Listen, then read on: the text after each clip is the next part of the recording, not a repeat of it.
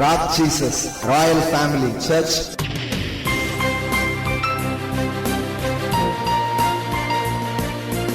வெற்றியை நாம் எப்படி வரையறை செய்வது? இயேசு வெற்றிகரமானவர்ங்கிறது எப்படி சொல்றோம்?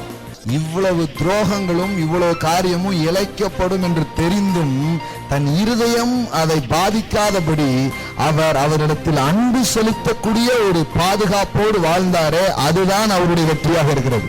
வெற்றியை எப்படி நாம டிஃபைன் பண்ண முடியும்னா, லவ், அன்பு என்கிறது தான் வெற்றியினுடைய டெஃபினேஷனாக இருக்கிறது. The kingdom definition of success, ராஜ்யத்தின் வெற்றிக்கான வரைமுறை என்பது அது எண்ணிக்கையோ கட்டிடங்களையோ எதையுமே வச்சு நிர்ணயிக்கப்படுற ஒரு காரியம் அல்ல. How much you love, எவ்வளவு என்னால் அன்பு செலுத்த முடிந்தது என்பதை வைத்துதான் என்னுடைய வெற்றி நிர்ணயம் செய்யப்படுகிறது.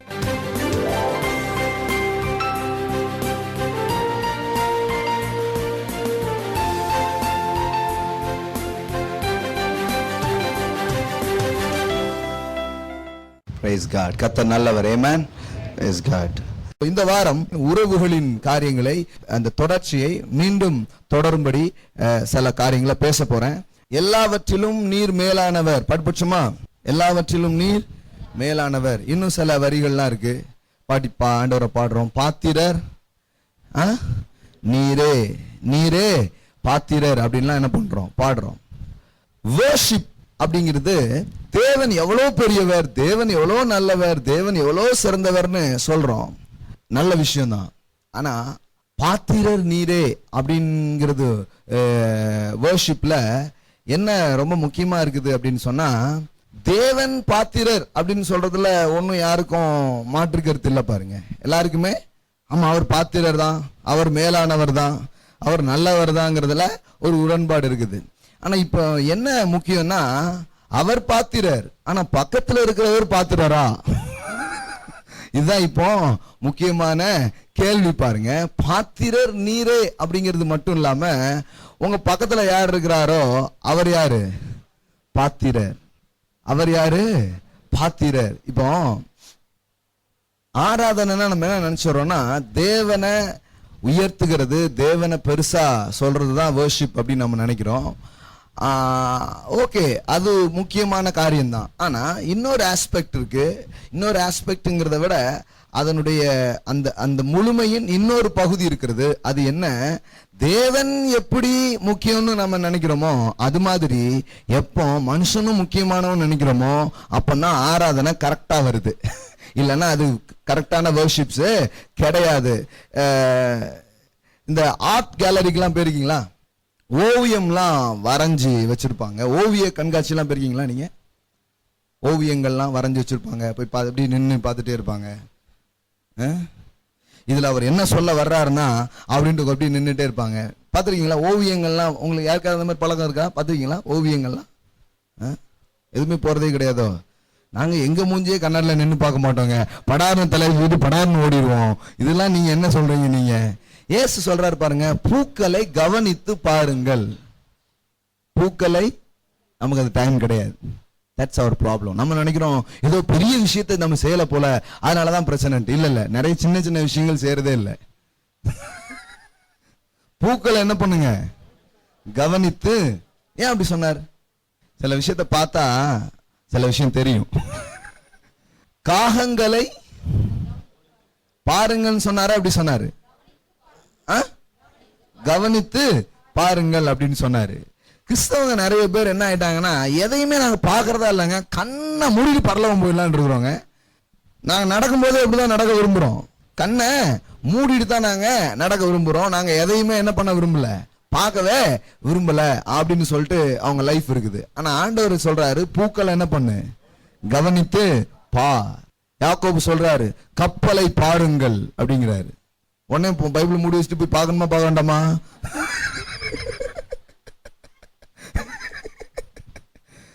கப்பலை பாருங்கள், அது மகா பெரியவைகளா இருந்தும் அப்படின்னா, அப்போ முதல்ல போய் கப்பலை பார்த்துட்டு வந்துருவோம் அப்படின்னு கப்பல் பார்க்குற வேலையில இறங்கணும். எதுவுமே பார்க்கலன்னா எப்படிதான் தெரியும் உங்களுக்கு? நம்ம நினைச்சிட்டோம் எதுவுமே பார்க்க கூடாது அப்படின்னு நினைச்சிட்டோம். பார்க்கக்கூடாதுன்னு சொன்னாங்க தவிர இதெல்லாம் பார்க்கணும்னு சொல்லவே இல்லை பாருங்க. கிறிஸ்தவத்தில் அதுதான் பாருங்க, நிறைய பார்க்கக்கூடாதுன்ட்டாங்க.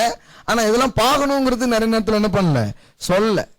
எல்லாமே நெகட்டிவ் சைடு தான் சொல்லுவாங்க. எதெல்லாம் கேட்கக்கூடாதும்பாங்க, எதெல்லாம் சிந்திக்க கூடாதும்பாங்க, எதெல்லாம் செய்யக்கூடாதும்பாங்க, செயல் பண்ணக்கூடாதுலாம் சொல்லுவாங்க. எல்லாம் பண்ணுங்கிறது நிறைய நேரம் என்ன பண்ண மாட்டாங்க, சொல்லவே மாட்டாங்க. இப்படிலாம் தப்பா பேசாதம்பாங்க. சரி, அப்ப கரெக்டா இப்படிதான் பேசுறது அப்படிங்கன்னா அது சொல்ல மாட்டாங்க. அது ஒன்றும் இல்லை, இந்த குரங்கு பொம்மையா இருக்கும் பாத்தீங்களா நீங்க, அதான் கிறிஸ்தவ வாழ்க்கை அப்படின்ட்டாங்க. ரெண்டு கண்ணை பொத்திக்கிட்டு இருக்கோம், காதை பொத்திட்டு இருக்கோம், அதாவது பொத்திட்டு எரி அப்படிங்கிறாங்க. கண்ணை பொத்திட்டு எரி, காதை பொத்திட்டு எரி. கிறிஸ்தவ வாழ்க்கைன்னா என்ன பண்றது, இப்படியே எதையுமே நீ என்ன பண்ணிக்க கூடாது, கரெக்டா என்ன பண்ணக்கூடாது. இப்ப நினைக்கிறேன்னா கண்ணை நான் மூடுறதுக்கு ரெடி, ஆனா நல்லதையும் பார்க்க முடியாத. காதை மூடுறதுக்கு ரெடி, ஆனா சரியானதையும் கேட்க முடியாத. இப்ப இப்படி ஆயிடுச்சுன்னா இந்த மாதிரி போறது கிடையாது. சில விஷயத்தை என்ன பண்ணணும், பார்க்கணும். எல்லாம் சொல்லுங்க, பாருங்கள் காகங்களை பாருங்கள், அப்புறம் பூக்களை பாருங்கள், மனைவி பிள்ளைகளை பாருங்கள். இதெல்லாம் வெறுமனையா பார்க்க சொல்ல, எப்படி பார்க்க சொல்லி இருக்குது, கவனித்து பாருங்கள். ரொம்ப முக்கியம் பாருங்க. இதெல்லாம் பார்க்காம சில மேட்டர்லாம் விளங்கவே விளங்காது பாருங்க, புரியவே புரியாது. அதனாலதான் பாருங்க கொஞ்சம் அப்படி வெளியிலாம் போகணும். அன்றாட கடமைகளை ரெகுலரா நீங்க செஞ்சுட்டே இருந்தீங்கன்னா நீங்க எப்பேற்பட்ட விரும்பின வேலை செஞ்சாலும் நீங்க டயர்ட் ஆவீங்க. மனுஷனை கடவுள் அப்படி படிக்கல. நீங்க அப்ப என்ன நினைச்சீங்கன்னா, நான் இல்லைன்னா அது போயிடும் நினைக்கிறீங்க. அப்போ நீங்க என்ன நினைக்கிறீங்கன்னா, கடவுளுடைய ஆசீர்வாதம் தான் உங்களை பெரிய ஆளாகும் நீங்க நினைக்கவே இல்லை. நீங்க அப்படி நினைக்கிற ஒரு ஆளா இருந்ததுன்னா வாழ்க்கையை நீங்க என்ஜாய் பண்ணுவீங்க. ஐயோ, நான் ஒரு 2 வாரம் இல்லைன்னா இந்த ஊழியமே ஒரு மாதிரி ஆயிரும்னோம்னா அது பேர் ஊழியமே கிடையாது. அது எனக்கு கத்தர் தந்ததும் கிடையாது, அது பண்ணும் கிடையாது. அது என் மாம்சத்துல உருவாக்கி மாம்சத்தாலே மெயின்டைன் பண்றது. No no no no no, அப்படிலாம் இல்லை. உங்களை டெய்லி ரொட்டீன்ல இருந்து இன்னொரு மாற்றத்துக்கு நீங்க வர்றது ஒன்றும் உங்களுக்கு இழப்பை ஏற்படுத்தாது. அதனாலதான் பாருங்க, ரொம்ப சம்பாதிக்கிற மிகப்பெரிய பணக்காரர்கள் நம்ம நினைக்கிற மாதிரி அவங்க வாழ்றது இல்லை. அவங்க வேற மாதிரி வாழ்றாங்க. அவங்க டிராவல் பண்றாங்க, அவங்க ஓய்வுக்கான இடத்திற்காக செல்கிறார்கள். அவங்க தங்கள் ஒரு வருட காரியத்திலிருந்து 2 மாதங்களை வேறு சில காரியங்களுக்காக அவங்க உபயோகப்படுத்திக்கிறாங்க. அப்படி போறதெல்லாம் அவங்களுக்கு புத்துணர்ச்சியும் அவங்களுக்கு ஒரு மகிழ்ச்சியும் அது ஏற்படுத்துது. மறுபடியும் தங்கள் அலுவல்களை நல்லா செய்யறதுக்கு அவங்களுக்கு உதவியா இருக்குது. இந்த மாதிரியான இது என்னன்னா, நமக்கு ஒரு ஃப்ரீடம் லைஃப் இல்ல, நம்ம ஒரு அடிமைகளை போல வாழ்ந்துட்டு இருக்கிறோம். இயேசு பாருங்க, வாழ்க்கையை முழுசா நம்மளை அனுபவிக்க வைக்கிறதுக்காக வந்தார். அவர்தான் கிறிஸ்து, அதுதான் ரட்சிப்பாக இருக்கிறது. அல்லேலூயா. எத்தனை பேர் கவனிச்சிங்கன்னு தெரியல. ரட்சிப்புங்கிறது என்னன்னா, வாழ்க்கையை உங்களை முழுசா அனுபவிக்க வைக்கிறது தான் ரட்சிப்பு. வாழ்வை சரியான விதங்களில் உங்களை அனுபவிக்க செய்வதுதான் இயேசு, அதுதான் ரட்சிப்பாக இருக்கிறது. எல்லாம் பண்ணணுங்க, ஆனா ஒரு நாள் எனக்கு ஒரு மாதிரி ஆயிடுங்க அப்படின்னு சொன்னீங்கன்னா, அப்ப இன்னும் அந்த சைக்கிள், அந்த வழக்கமா சுத்திட்டு இருக்கிறாங்களே எல்லாரும், அந்த சைக்கிள்ல தான் நம்ம சுத்திட்டு இருக்கிறோம்.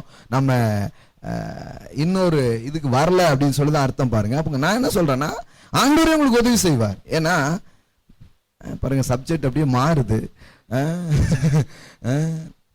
நிலங்கள் பாத்தீங்கன்னா அதுக்கு ஓய்வு விட சொல்றார் தேவன். நிலங்களுக்கு என்னது, 1 வருடம் அதுக்கு என்னதான் ஓய்வா. 1 வருஷம் என்ன பண்ணாத, விதைக்காத அப்படிங்கிறாரு. யோசித்து பாருங்க, லேண்டுக்கே ஓய்வு விட சொல்ற தேவன். என்ன தெரியுமா, அடிமைத்தனங்கிறது ஓய்வே இல்லாமல் இருக்கிறது தான். நாம நினைச்சுக்கிறோம், நான் ரொம்ப பிஸி பிரதர் அப்படிம்பாங்க. தட் மீன்ஸ் ரொம்ப அடிமையா இருக்கிறோம்னு அர்த்தம். வளர்ச்சி எவ்வளவுதான் ஏற்பட்டாலும் நீங்கள் இந்த மாதிரி தளத்துல உங்கள் வாழ்க்கையை வைக்க நீங்கள் தயாரா இல்லாவிட்டால் நீங்கள் வளர்ச்சியை நோக்கி போகல, அதிர்ச்சியை நோக்கி போறீங்க. அப்படி பண்ணக்கூடாது. அப்படிப்பட்ட விதங்கள் நாம் பயணிக்கும்படி அழைக்கப்படவில்லை. ஓய்வு ரொம்ப முக்கியம். ஓய்வு அப்படின்னு சொன்னா சும்மா இருக்கிறது இல்ல. ஓய்வு என்றால் மாற்று என்று அர்த்தம். ஓய்வுனா என்ன, ஓய்வுனா சும்மாவே இருக்கிறது இல்ல. ஓய்வுனா என்ன, நான் இப்ப செஞ்சிட்டு இருக்கிறேன் ஒரு விஷயத்துல இருந்து இன்னொரு காரியத்துக்கு என்ன பண்றேன், அப்படியே மாத்துறேன். வாழ்க்கையில சின்ன சின்னதா நம்ம நினைக்கிற விஷயங்கள் ரொம்ப பெருசா இருக்குது. பூக்களை பாருங்கிறாரு. நான் கேட்குறேன், என்னையாவது போய் ஏசுநாதர் இப்படி சொல்லியிருக்கிறாரு, ஏசு சொன்னதை செய்தாயா அப்படின்னு கேட்குறீங்களே, அதே தான் நானும் கேட்குறேன். என்னையாவது போய் இந்த பூக்கள்லாம் பாருங்க, இந்த ஊட்டியில் வந்து பொட்டானிக்கல் கார்டன் ஒன்று இருக்குது, அந்த பக்கம் தான் ஒரு நாள் போகிறது, ஃபேமிலியா இல்லை தனியா போய் கொஞ்சம் இந்த பூவெல்லாம் பார்க்க சொல்லியிருக்காரு ஆண்டவர். நான் சொல்கிறேன், நீங்கள் இந்த மாதிரிலாம் பண்ண ஆரம்பிச்சிங்கன்னா உங்கள் மனசு, உங்கள் வாழ்க்கை இதெல்லாம் ரொம்ப கரெக்டான திசை நோக்கி போகிறத நீங்கள் பார்க்க ஆரம்பிப்பீங்க. I'm not joking. இன்னைக்கு காலையில் வந்து நான் வந்து ஏதோ உங்கள்கிட்ட ஜோக் சொல்கிறதுக்கோ ஏதோ சும்மா அப்படி ஒன்று சொல்லுவோம், அப்படி ஒரு 2 தத்துவத்தை எடுத்து விட்டோம்னா அப்படிங்கிறதுக்காகலாம் நான் உங்கள்கிட்ட பேசலை. It's big things. நான் சொல்கிறது ரொம்ப பெரிய விஷயங்கள், சாதாரணமான காரியம் கிடையாது. பாருங்க, ஆண்டவர் அதனால தான் எல்லாம் சொல்கிறார், எல்லாம் கொஞ்சம் பாருங்க. இதுக்கு இவ்வளோ தூரம் போயிட்டேன்னா இந்த ஓவியங்கள், ஆர்ட் கேலரிலாம் போனீங்களான்னு கேட்டேன், எல்லாம் முழிச்சிங்க பாருங்க. அதனால தான் எல்லாரும் நான் பேச வேண்டியதாயிடுச்சு. ஓவியங்கள்லாம் பார்த்துருக்கீங்களா? ஆர்ட் கேலரிக்கெலாம் போயிருக்கீங்களா? இந்த கண்காட்சி, இந்த இது சிலர்லாம் பார்த்தீங்கன்னா அதெல்லாம் கிடையாது. அங்கே போனால் கூட இட்லி எங்கே அவிப்பாங்க, எங்கே அப்பளம் பொரிப்பாங்க, எங்கே பஜ்ஜி போண்டா சுடுவான்னு அங்கே போய் உட்காந்து அது உண்டா அப்போ நான் வந்துடுறேன், அங்கே போய் உட்காந்து அது சாப்பிட்டு வந்துடுவாங்க. இப்போ கேட்டால் சொல்லுவாங்க, நான் பொருட்காட்சிக்கு போனேங்க அப்படிம்பாங்க. பொருட்காட்சி போய் என்ன பஜ்ஜி போண்டாவும் எதுவும் சாப்பிட்டு வந்துட்டேன் நான், அதானே பொருட்காட்சி. ஒரு பர்பஸ் இருக்கு பாருங்க. நம்ம அது நமக்கு ஒரு பழக்கமாவே இல்லை. எதையுமே பார்க்கறது, கவனிக்கிறது பழக்கமாவே இல்லை. ஆண்டவர் அதெல்லாம் தெரிஞ்சுட்டு தான் சொல்றாரு. இதெல்லாம் கவலைக்கு மருந்தா இயேசு சொன்னது. புரியுதுங்களா உங்களுக்கு? எதை புசிப்போம், எதை குடிப்போம், என்னத்தை உடுத்துவோம், ஏதோ கவலையில் இருக்கிற வாழ்க்கையில, கவலையில் இருக்கிறவனுக்கு தான் சொல்றாரு, கொஞ்சம் இந்த பூவை கொஞ்சம் பாரு, இது எவ்வளவு அழகா மலர்ந்துருக்குது, நான் தான் மலர வச்சேன், உன்னையும் மலர வைப்பேன். ஹல்லேலூயா. உன் முகமும் வாடாமல் நான் காப்பேன். அந்த பூ அப்படியே உங்கள்கிட்ட பேசும் பாருங்க, பல காரியங்களை பேசும். இந்த காகத்தை பாரு, என்ன குருவிகளை பாரு, என்ன அழகா காலையில் எழுந்துச்சு அவள் முதல்ல ஏதோ புது படத்துக்கு இசையமைப்பாளர்கள் மாதிரி காலையில் எழுந்துச்சு அவர்கள் பாட ஆரம்பிச்சுடுவாள். என்ன கரண்ட் இருக்குது, கரண்ட் இல்லை, புயல் அடிக்குது, புயல் அடிக்கல, கூடு கூட இருக்காது, மரமே விழுந்து போச்சு மெட்ராஸ்ல. அதுக்காக அடுத்த நாள் அது பாட்டு படிக்கணும்னு நினைக்கிறீங்க? எங்கேயாவது அவர்கள் டீமா உட்காந்து அவர்கள் பாடிக்கிட்டு இருப்பாள்.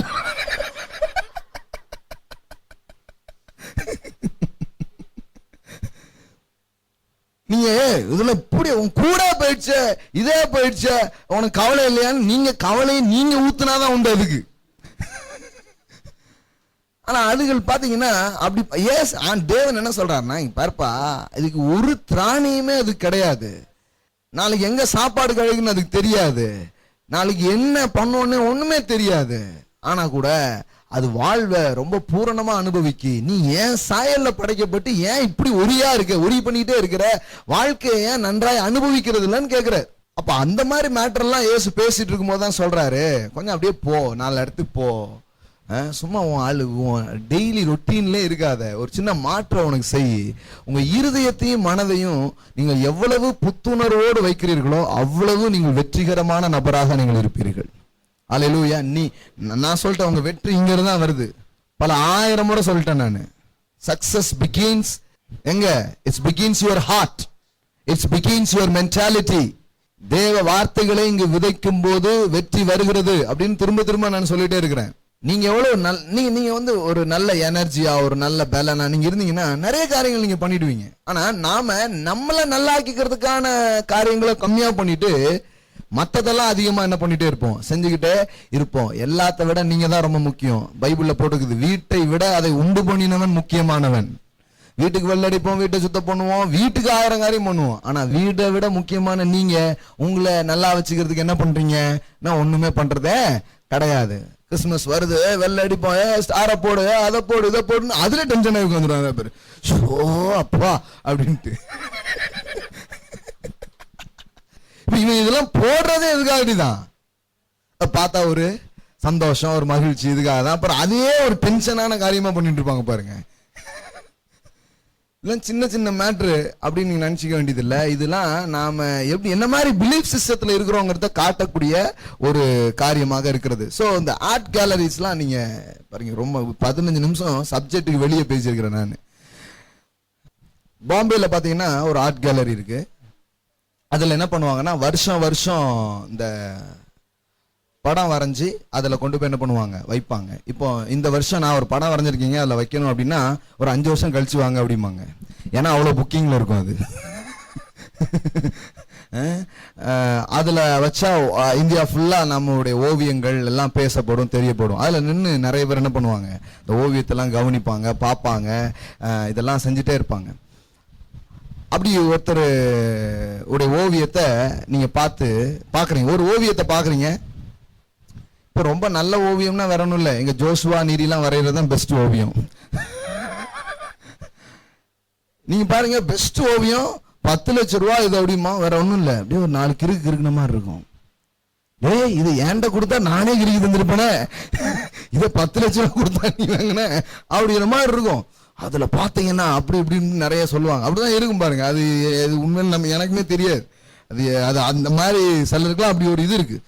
அதை பார்க்கும்போதே ஒரு இது அப்படின்ட்டுலாம் இருக்கும். நம்ம அந்த அளவுக்கு இன்னும் பார்க்கல, அந்த மாதிரிதான் இருக்கும். இப்போ நீ ஒரு ஓவியத்தை பார்த்துட்டு அந்த ஓவியத்தை என்ன பண்றீங்கன்னா, இதெல்லாம் ஓவியமா அப்படின்னு ஓவியத்தை என்ன பண்றீங்க, திட்டுறீங்க. இப்போ அது பக்கத்திலேயே அதை வரைஞ்ச ஆள் வந்து என்ன பண்றாரு, நிக்கிறாரு. என்ன இது ரொம்ப நேரம் பார்த்துட்டு இருந்தீங்க, எப்படி இருக்குது, இது நான் தான் பண்ணேன்ட்டு. சார் நீங்களா பண்ணீங்க, உங்க கையை கொண்டாங்க, ரொம்ப பிரமாதமா இருக்கு சார், அருமையா இருக்கு சார், உண்மையிலே நீங்க ரொம்ப பெரிய ஆள் சார் அப்படின்னு சொன்னீங்கன்னா அது எப்படி இருக்கும்? இதுதான் சொல்ல வந்தேன் நான். வர்ஷிப்புங்கிறது கடவுளை பெரிய ஆள் மட்டும் சொல்றது வர்ஷிப் ஆயிடாது. என்னைக்கு அவருடைய நம்ம என்ன பண்றோம்னா ஓவியத்தை திட்டுறோம், ஆனா ஓவியரை புகழ்றோம். மனுஷனை வந்து அந்த அளவுக்கு வேல்யூவாகவும் அந்த அளவுக்கு முக்கியமாகவும் என்ன பண்றது இல்லை, நிறைய நேரம் நினைக்கிறது இல்லை. ஆனா யார ரொம்ப முக்கியமா நினைக்கிறோம், தேவரீர் பாத்திரர், தேவரீர் நல்லவர் அப்படிங்கிற பழக்கம் தான் இருக்குது. ஆனா ஆண்டவர் என்ன சொல்றாருன்னா, உண்மையான வர்ஷிப்புங்கிறது எப்படி இருக்குதுன்னா, நம்ம ஆண்டவர் நம்ம கிட்ட வந்தோடனே நல்லவரே, இந்த பயிரக்கம் பாருங்க மோசமானவன், இவன் சரியே கிடையாது அப்படின்னு ஒண்ணு சொல்றான். இது எப்படி இருக்குன்னா, ஓவியத்தையும் ஓவியரையும் 2 பேரையும் வச்சுக்கிட்டு மாத்தி மாத்தி என்ன பண்ணிட்டே இருக்கிறோம், கருத்துக்களை சொல்லிக்கிட்டே இருக்கிறோம். பாருங்க, யாக்கோபு 3ஆம் அதிகாரம், யாக்கோபு 3ஆம் அதிகாரம் 9-10 பாருங்க. அதனாலே, அதாவது நாவை பற்றி நிறைய பேசுறாரு யாக்கோபுல. இப்போ 9 சொல்றாரு, அதனாலே நாம் பிதாவாகிய தேவனை துதிக்கிறோம். இந்த நாக்கை வச்சு என்ன பண்றோமா, பிதாவாகிய தேவன் என்ன பண்றோமா, துதிக்கிறோம். தேவனுடைய சாயலின்படி உண்டாக்கப்பட்ட மனுஷரை அதனாலே, இப்படி ரைமிங்கா போட்டுருக்காங்க பாருங்க. பிதாவை துதிக்கிறோம், மனிதனை சபிக்கிறோம். இது நாக்கா அப்படின்னு கேக்குறாரு. இது ஏன் இப்படி மாத்தி மாத்தி போகுது அப்படிங்கிறாரு. மாத்தி மாத்தி ஏன் போகுது, ஏன் இப்படி கோளாறா இருக்கு அப்படின்னு கேக்குறாரு. துதித்தலும் சபித்தலும் ஒரே வாயிலிருந்து புறப்படுகிறது, என் சகோதரரே இப்படி இருக்க லாகாது. உறவுகளை பற்றி படிக்கிறோம், நிறைய காரியங்கள் படிக்கிறோம். நேற்றைக்கு கூட இன்னும் நிறைய கத்துக்கணும்னு ஆசையில சில புக்ஸ்லாம் வாங்கினேன், இன்னும் நிறைய கத்துக்கணும் அப்படின்ட்டு. புக்லாம் வாங்கிட்டு வீட்டில் உட்காந்துட்டு இருக்கும்போது ஹோலி ஸ்பிரிட் ஒரு எண்ணம் கொடுத்தார். என்ன எண்ணம்னா, இது எல்லாம் வழிமுறைகளை சொல்லுகிறது, நானோ விருப்பங்களை தருகிறேன் அப்படின்னு சொன்னார். நிறைய காரியங்களை நான் தெரிஞ்சுட்டே இருக்கும்போதும் அது ஏன் அந்த அளவுக்கு ஒரு கொஞ்சம் வேலை செய்து இன்னும் நான் எதிர்பார்க்கிற தூரம் ரொம்ப அதிகம். அப்பதான் ஆவியானவர் சொன்னாரு, வழிமுறைகளை எவ்வளவு வேணாலும் சொல்லலாம், ஆனா விருப்பம்னு ஒண்ணு இருந்தாதான் அந்த வழியில நடக்கவே முடியும், அதை நான் தரேன் அப்படின்னு சொல்றாரு. அல்லேலூயா. ஜீவன், அந்த செய்யணும் அப்படிங்கிற அன்பு கூறணுங்கிற அந்த இது யார் கொடுக்கிறாரு, அவர் கொடுக்கிற ஒரு மேட்டர் பாருங்க. அது இருந்தாதான் வழிமுறைகளை கூட நீங்க என்ன பண்ணுவீங்க, உபயோகப்படுத்துவீங்க. சொல்லுவாங்க இல்லையா, where there is a will there is a way. வே வந்து does not a problem, will தான் ப்ராப்ளம். அதனாலதான் தேவன் என்ன பண்றாருன்னா விருப்பத்தை தருகிறார். நான் சொல்லுங்க, விருப்பத்தை தருகிறார். ஹல்லேலூயா. நீ கடவுளுடைய பிரசன்னத்துக்கு வரும்பொழுது, தேவனுடைய வார்த்தைகளை கேட்கும் பொழுது உங்களுக்கு என்ன உண்டாகுதுன்னு நினைக்கிறீங்க, விருப்பம். எல்லாம் சொல்லுங்க, விருப்பம். ஏன்னா அப்படி ஒண்ணு இல்லைன்னு வைங்களேன், நான் இப்பொழுது இந்த ஊருக்கு எப்படி செல்ல வேண்டும் என்பதை பற்றி நான் உங்களுக்கு சொல்ல போகிறேன் அப்படின்னீங்கன்னா நீங்க என்ன பண்ணுவீங்க, என்ன வேணாலும் சொல்லிக்கோங்க அப்படின்னு யோசிச்சுட்டு இருப்பீங்க. ஆனா உங்களுக்கு விருப்பம் இருந்துன்னு வச்சுக்கோங்களேன், இப்போ அது எப்படிங்கிறத பற்றி என்ன பண்ண ஆரம்பிச்சிருவீங்க, கவனிக்க ஆரம்பிச்சிருவீங்க. So will is more important. வழிகள் அப்படிங்கறத விட எது ரொம்ப முக்கியமா இருக்குது? விருப்பம்ங்கிறது ரொம்ப முக்கியமானதா இருக்குது. சோ அந்த தளத்துல இருந்து தான் நாம இந்த சப்ஜெக்ட் எல்லாம் பேசுறோம். இந்த வழிகளை குறித்தெல்லாம் நம்ம என்ன பண்ண போறோம்? படிக்க போறோம். சரி, இன்னைக்கு சில முக்கியமான விஷயம் சொல்ல போறேன். 2 முக்கியமான விஷயம் சொல்ல போறேன். வழக்கமா சக்சஸ் அப்படிங்கிற ஒரு விஷயம் எப்படி டிஃபைன் பண்ணப்படுது, வெற்றி என்கிறது எப்படி வரையறை செய்யப்படுகிறது அப்படின்னு பாத்தீங்கன்னா, தேவனுடைய ராஜ்யம், இன்னொன்று நிறுவனம் அப்படின்னு எடுத்துக்கோமே. இப்ப பாருங்களேன், சர்ச் அப்படின்னு எடுத்துக்கிட்டா கூட, சபைன்னு எடுத்துக்கிட்டா கூட, சபை வந்து 2 விதமா என்ன பண்ணுது? வேலை செய்யுது. ஒன்னு நிறுவனம் மாதிரி செயலாற்றிட்டு இருக்கிற சபை இருக்கு, இன்னொன்னு கிங்டம் லெவல்ல செயலாற்ற சபையும் இருக்கு. இப்போ இந்த நிறுவனம் என்கிற அடிப்படையில சபையோ ஊழியமோ நடத்தப்பட்டதுன்னு வச்சுக்கோங்களேன், அங்கு வெற்றி எப்படி பார்க்கப்படும்? அல்லாவிட்டால் ராஜ்யம் மனப்பான்மையோடு செயல்படுகிற இடத்தில் வெற்றி எப்படி பார்க்கப்படும் அப்படின்னா, 2க்குமே வித்தியாசம் இருக்குது பாருங்க. இப்போ சக்சஸ் எப்படி டிஃபைன் பண்றதுன்னா, நிறுவனத்தை பொறுத்த அளவுக்கும் சக்சஸ் எப்படி டிஃபைன் பண்ணுவாங்க, வெற்றி எப்படி வரையறை செய்வாங்க அப்படின்னு பாத்தீங்கன்னா, ஆட்கள் நிறைய இருந்துட்டு இருந்தாங்கன்னு வச்சுக்கோங்களேன், அது என்ன எப்படிப்பட்ட சபை? வெற்றியுள்ள சபை. எண்ணிக்கை அதிகமானால் அதற்கு பெயர் என்னது? வெற்றி. Numbers, members. அடுத்தது கட்டிடங்கள், மாபெரும் கட்டிடங்கள். ஒரு தனி நபர் எடுத்துக்கோமே, அவர் வாழ்க்கையில வெற்றி. இப்ப வெற்றியான ஆள் அப்படின்னு உங்களுக்கு சொன்னா உங்களுக்கு என்ன ஞாபகம் வருது? ஒண்ணும் இல்ல, நீங்க இப்ப நான் சொல்றதெல்லாம் அப்படியே அழிச்சிருங்க. இப்ப சொல்றதை யோசிங்க. வெற்றியான ஆள் இவர் அப்படின்னா உங்களுக்கு என்னெல்லாம் டெஃபினேஷன் உங்களுக்குள்ள வருது? யோசித்து பாருங்க, கொஞ்சம் யோசிச்சு பாருங்க, கொஞ்சம் யோசித்துட்டு பதில் சொல்லுங்க. உங்களுக்கு இவர் வெற்றிகரமான நபர், இந்த ஆள் வந்து சக்சஸ்ஃபுல் மேன்ங்க அப்படின்னா உங்களுக்கு என்ன டெஃபினேஷன் உங்களுக்குள்ள வருது? அதாவது என்ன இருக்கணும், என்ன கொண்டு வரணும் விட்டுருங்க, இப்ப என்ன வருது அப்படிங்கிறது பாருங்க. அது நிறுவனம் என்கிற அடிப்படையில இருக்கும்னா அது எப்படி டிஃபைன் பண்ணுவோம்னா, ஒருத்தர் வந்து ஒரு பெரிய வீடு என்ன பண்ணிருக்கிறாரு, கட்டியிருக்காரு. 4-5 வீடு அவருக்கு இருக்குங்க. அப்புறம் பாத்தீங்கன்னா காரு இப்ப லேட்டஸ்ட் மாடல்ல இருந்து நிறைய வச்சிருக்காரு. ஒரு 5-6 கார் அவர்கிட்ட இருக்குது. ஒரு பெரிய நிறுவனத்தை அவர் என்ன பண்ணிட்டு இருக்காரு, நடத்திட்டு இருக்காரு. ஆயிரக்கணக்கான பேர் என்ன பண்றாங்க, வேலை பார்க்கறாங்க. நகைகள்லாம் ஏராளமாக இருக்கிறது. ஊர்ல அவரை தான் எல்லாரும் என்ன சொல்றாங்க, அடுத்த சிஎம்ங்கிறாங்க.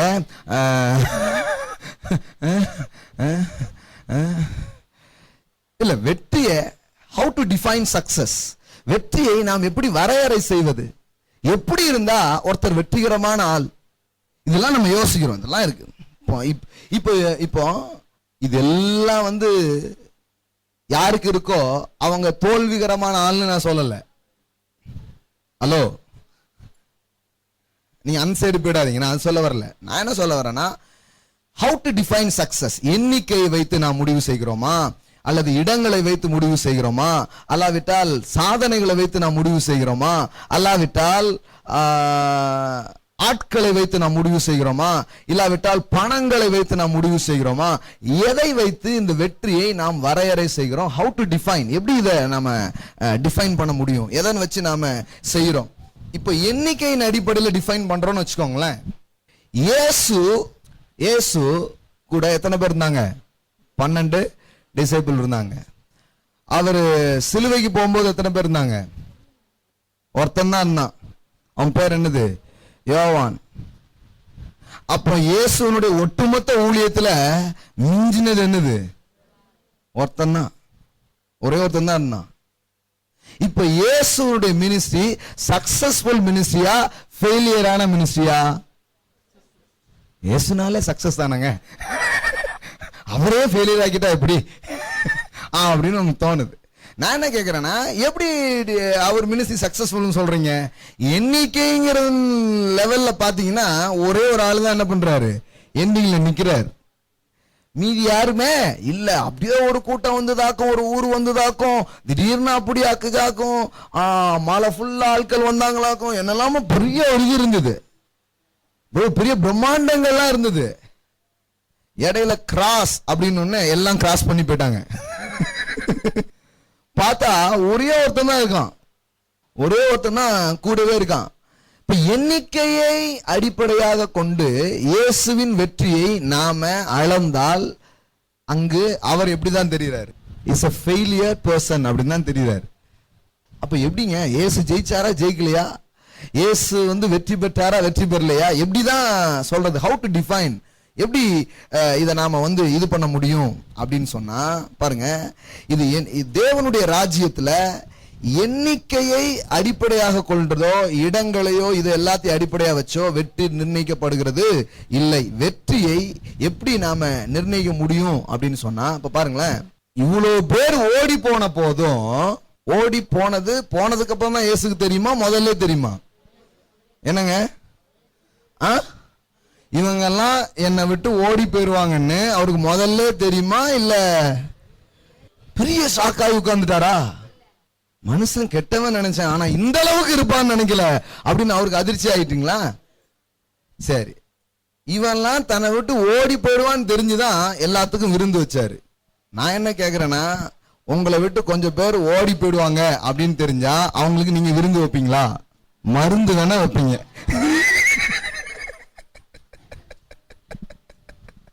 இந்த விருந்தோட இவங்க முடியட்டும். ஒரு நாளும் அவங்களுக்கு என்ன வைக்க மாட்டீங்க, விருந்து வைக்க மாட்டீங்க. ஆனா தலைவர் அவங்க எல்லாம் கூப்பிட்டு என்ன பண்றாரு? விருந்து வைக்கிறாரு, எல்லாருக்கும் சாப்பாடு. அவர் தெரியும், ஏன்னா இவன் காட்டி கொடுக்க போறான், இவன் இந்த வேலை எல்லாம் பண்ண போறான். நான் என்ன சொல்ல வரேன்னா, இயேசு வெற்றிகரமானவர்ங்கிறது எப்படி சொல்றோம்?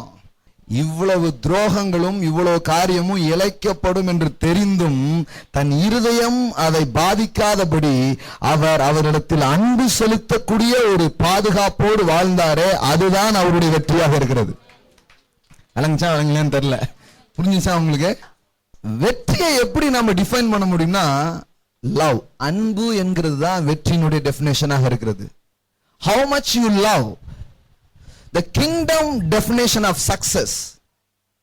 ராஜ்யத்தின் வெற்றிக்கான வரைமுறை என்பது அது எண்ணிக்கையோ கட்டிடங்களையோ இது வெற்றியையோ இது எதையுமே வச்சு நிர்ணயிக்கப்படுற ஒரு காரியம் அல்ல. How much you love, எவ்வளவு என்னால் அன்பு செலுத்த முடிந்தது என்பதை வைத்துதான் என்னுடைய வெற்றி நிர்ணயம் செய்யப்படுகிறது. கலாத்தியர் 5:13, சகோதரரே நீங்கள் சுயாதீனத்திற்கு அழைக்கப்பட்டீர்கள். என்னத்துக்கு, எதுக்குங்க அழைக்கப்பட்டீங்க?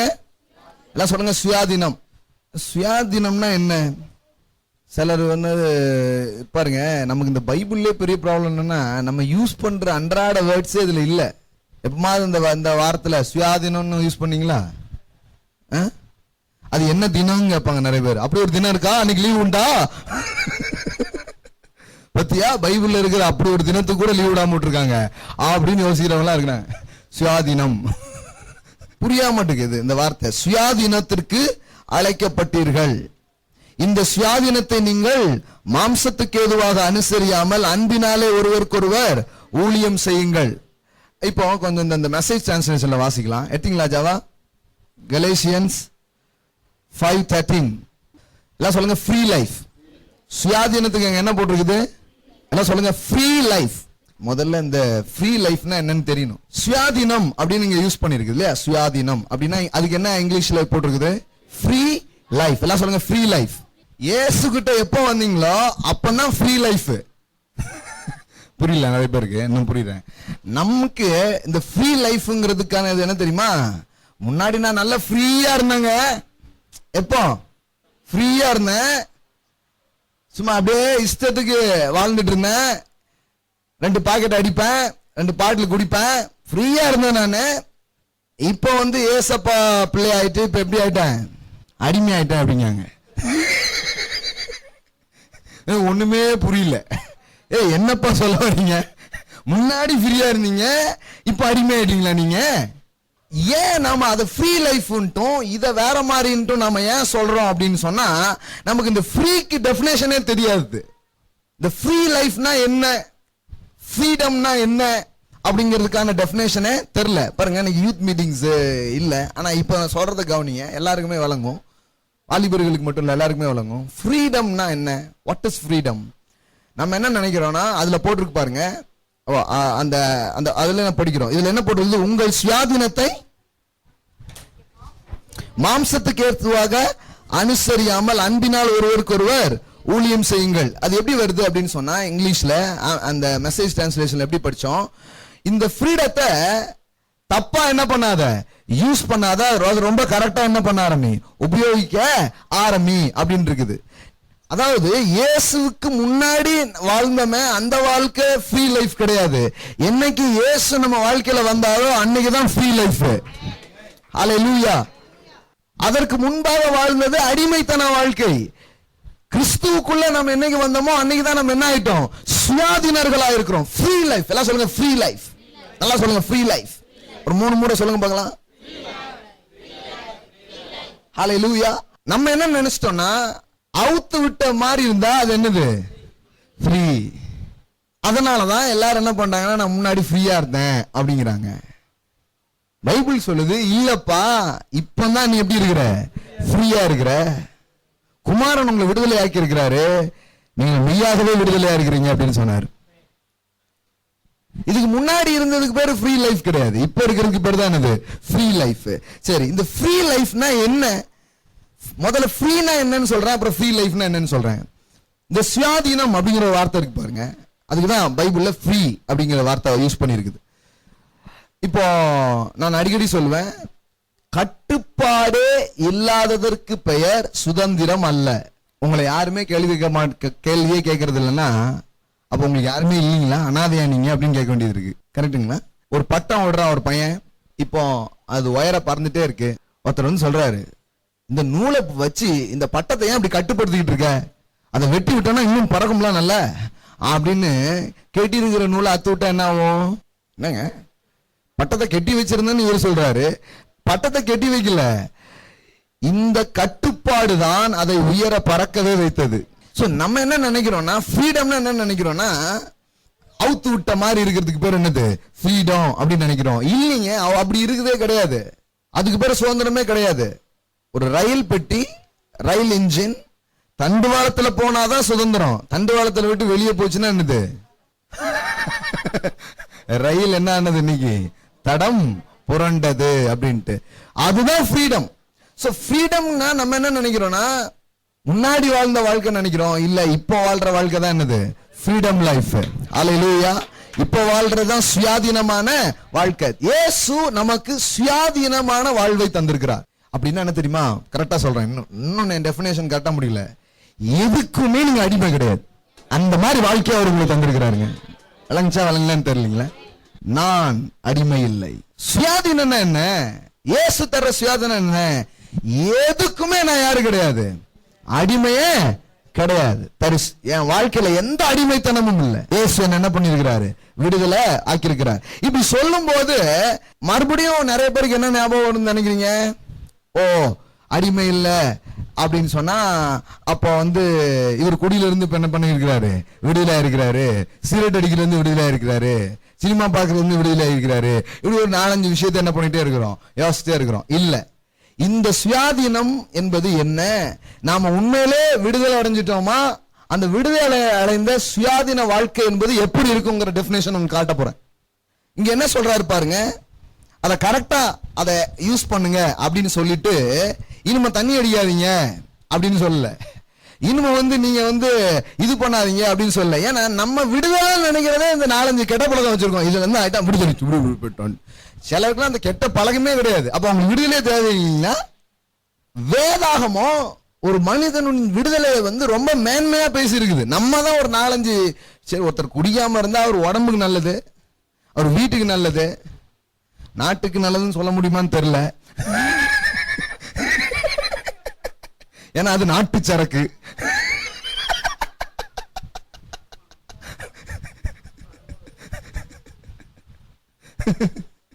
சில விஷயத்தை சொல்லவே முடியல பாருங்க, எப்படி சொல்லனே தெரியல.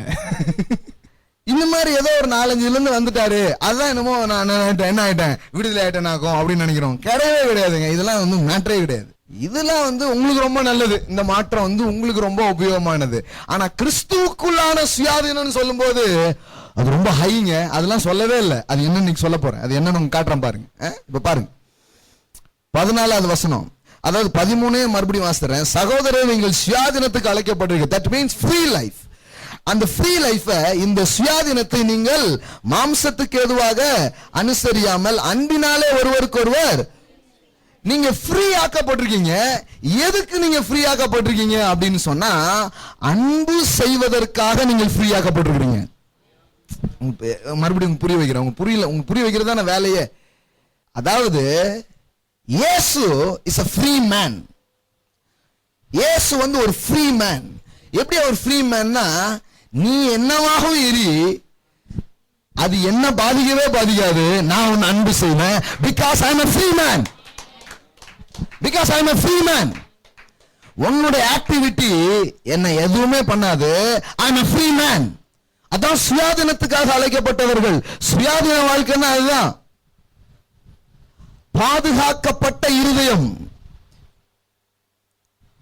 அதனாலதான் சொன்னேன், தன்னை விட்டு ஓடி போயிருவாங்கன்னு தெரிஞ்சே. அன்னைக்கு மட்டும் இல்லைங்க, அவர் ஊழியத்துக்கு கூப்பிட்டார. எனக்கு ரொம்ப நாளா ஒரு கேள்வி. இந்த 12 பேரை செலக்ட் பண்ணார் பாருங்க, அதுக்கு முன்னாடி ராத்திரிலாம் ஜெபம் பண்ணாரு. என்ன ஜெபம் பண்ணாரு இவரு? ஜெபிச்சு இவங்களும் செலக்ட் பண்ணாரு அவரு. இது ஒரு ஜெபமா அப்படிங்கிற மாதிரி இருக்குது. எல்லாமே அவருக்கு தெரியுது. நான் என்ன கேக்குறேன்னா, இந்த ஆளு இந்த மாதிரி ஆவாரு, இந்த மாதிரி உங்களுக்கு இவ்வளோ தெரிஞ்சும் நீங்க என்ன பண்ணுவீங்க? How you react? So Jesus என்ன பண்றாருன்னா, பாருங்க, அவருக்கு எல்லாமே தெரியுது. எல்லாமே தெரிஞ்சுதான் அவர் இங்க ஒரு வேலை என்ன பண்ணிட்டே இருக்கிறாரு, செஞ்சுட்டே இருக்கிறாரு. வளர்த்தக்கடா மார்புல பாஞ்சிட்டுடா.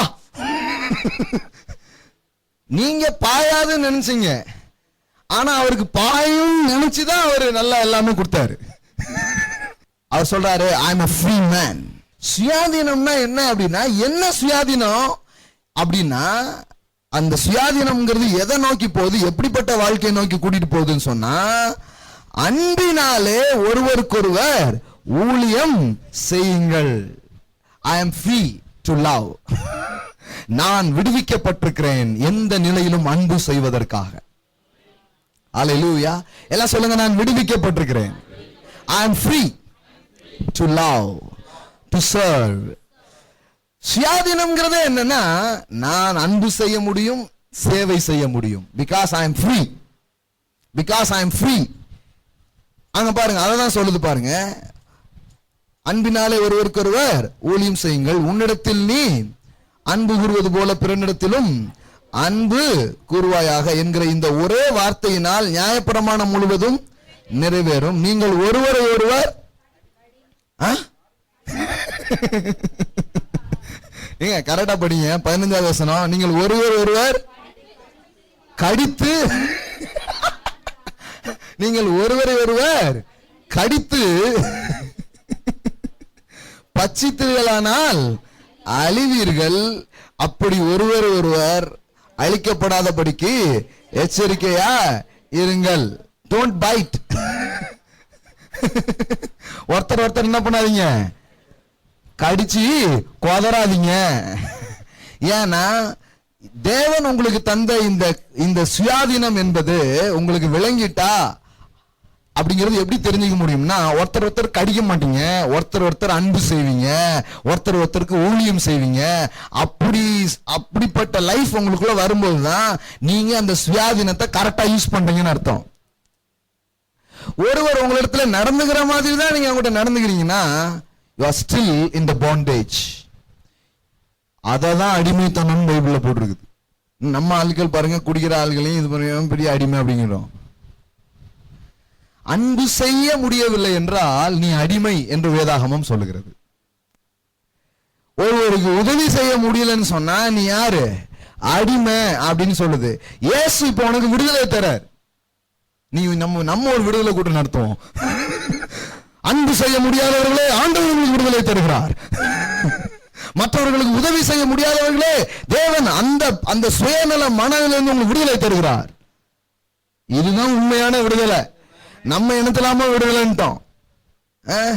பீடி குடிச்சா நான் பீடி குடியாகும். பெரிய விடுதலை பாருங்க. It's nothing my friend.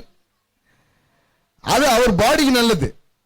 ஆனா ஹோல் திங்ஸ் நீங்க பாத்தீங்கன்னா தேவன் சொல்ற விடுதலைங்கிறது ரொம்ப உயர்ந்தது. அது ரொம்ப உச்சமான நிலையில அது இருக்குது பாருங்க. அது எப்படி இருக்குதுன்னு சொன்னா, இப்போ நான் வந்து I am free to love, I am free to serve. எல்லாம் சொல்லுங்க. அன்பு செய்ய நான் விடுதலையாக்கப்பட்டிருக்கிறேன், சேவை செய்ய நான் விடுதலையாக்கப்பட்டிருக்கிறேன். அதனாலதான் சொன்னேன் இயேசு ரொம்ப ஃப்ரீயா இருந்தார். ஏன் ஃப்ரீயா இருந்தார் எப்படி சொல்றோம்னா,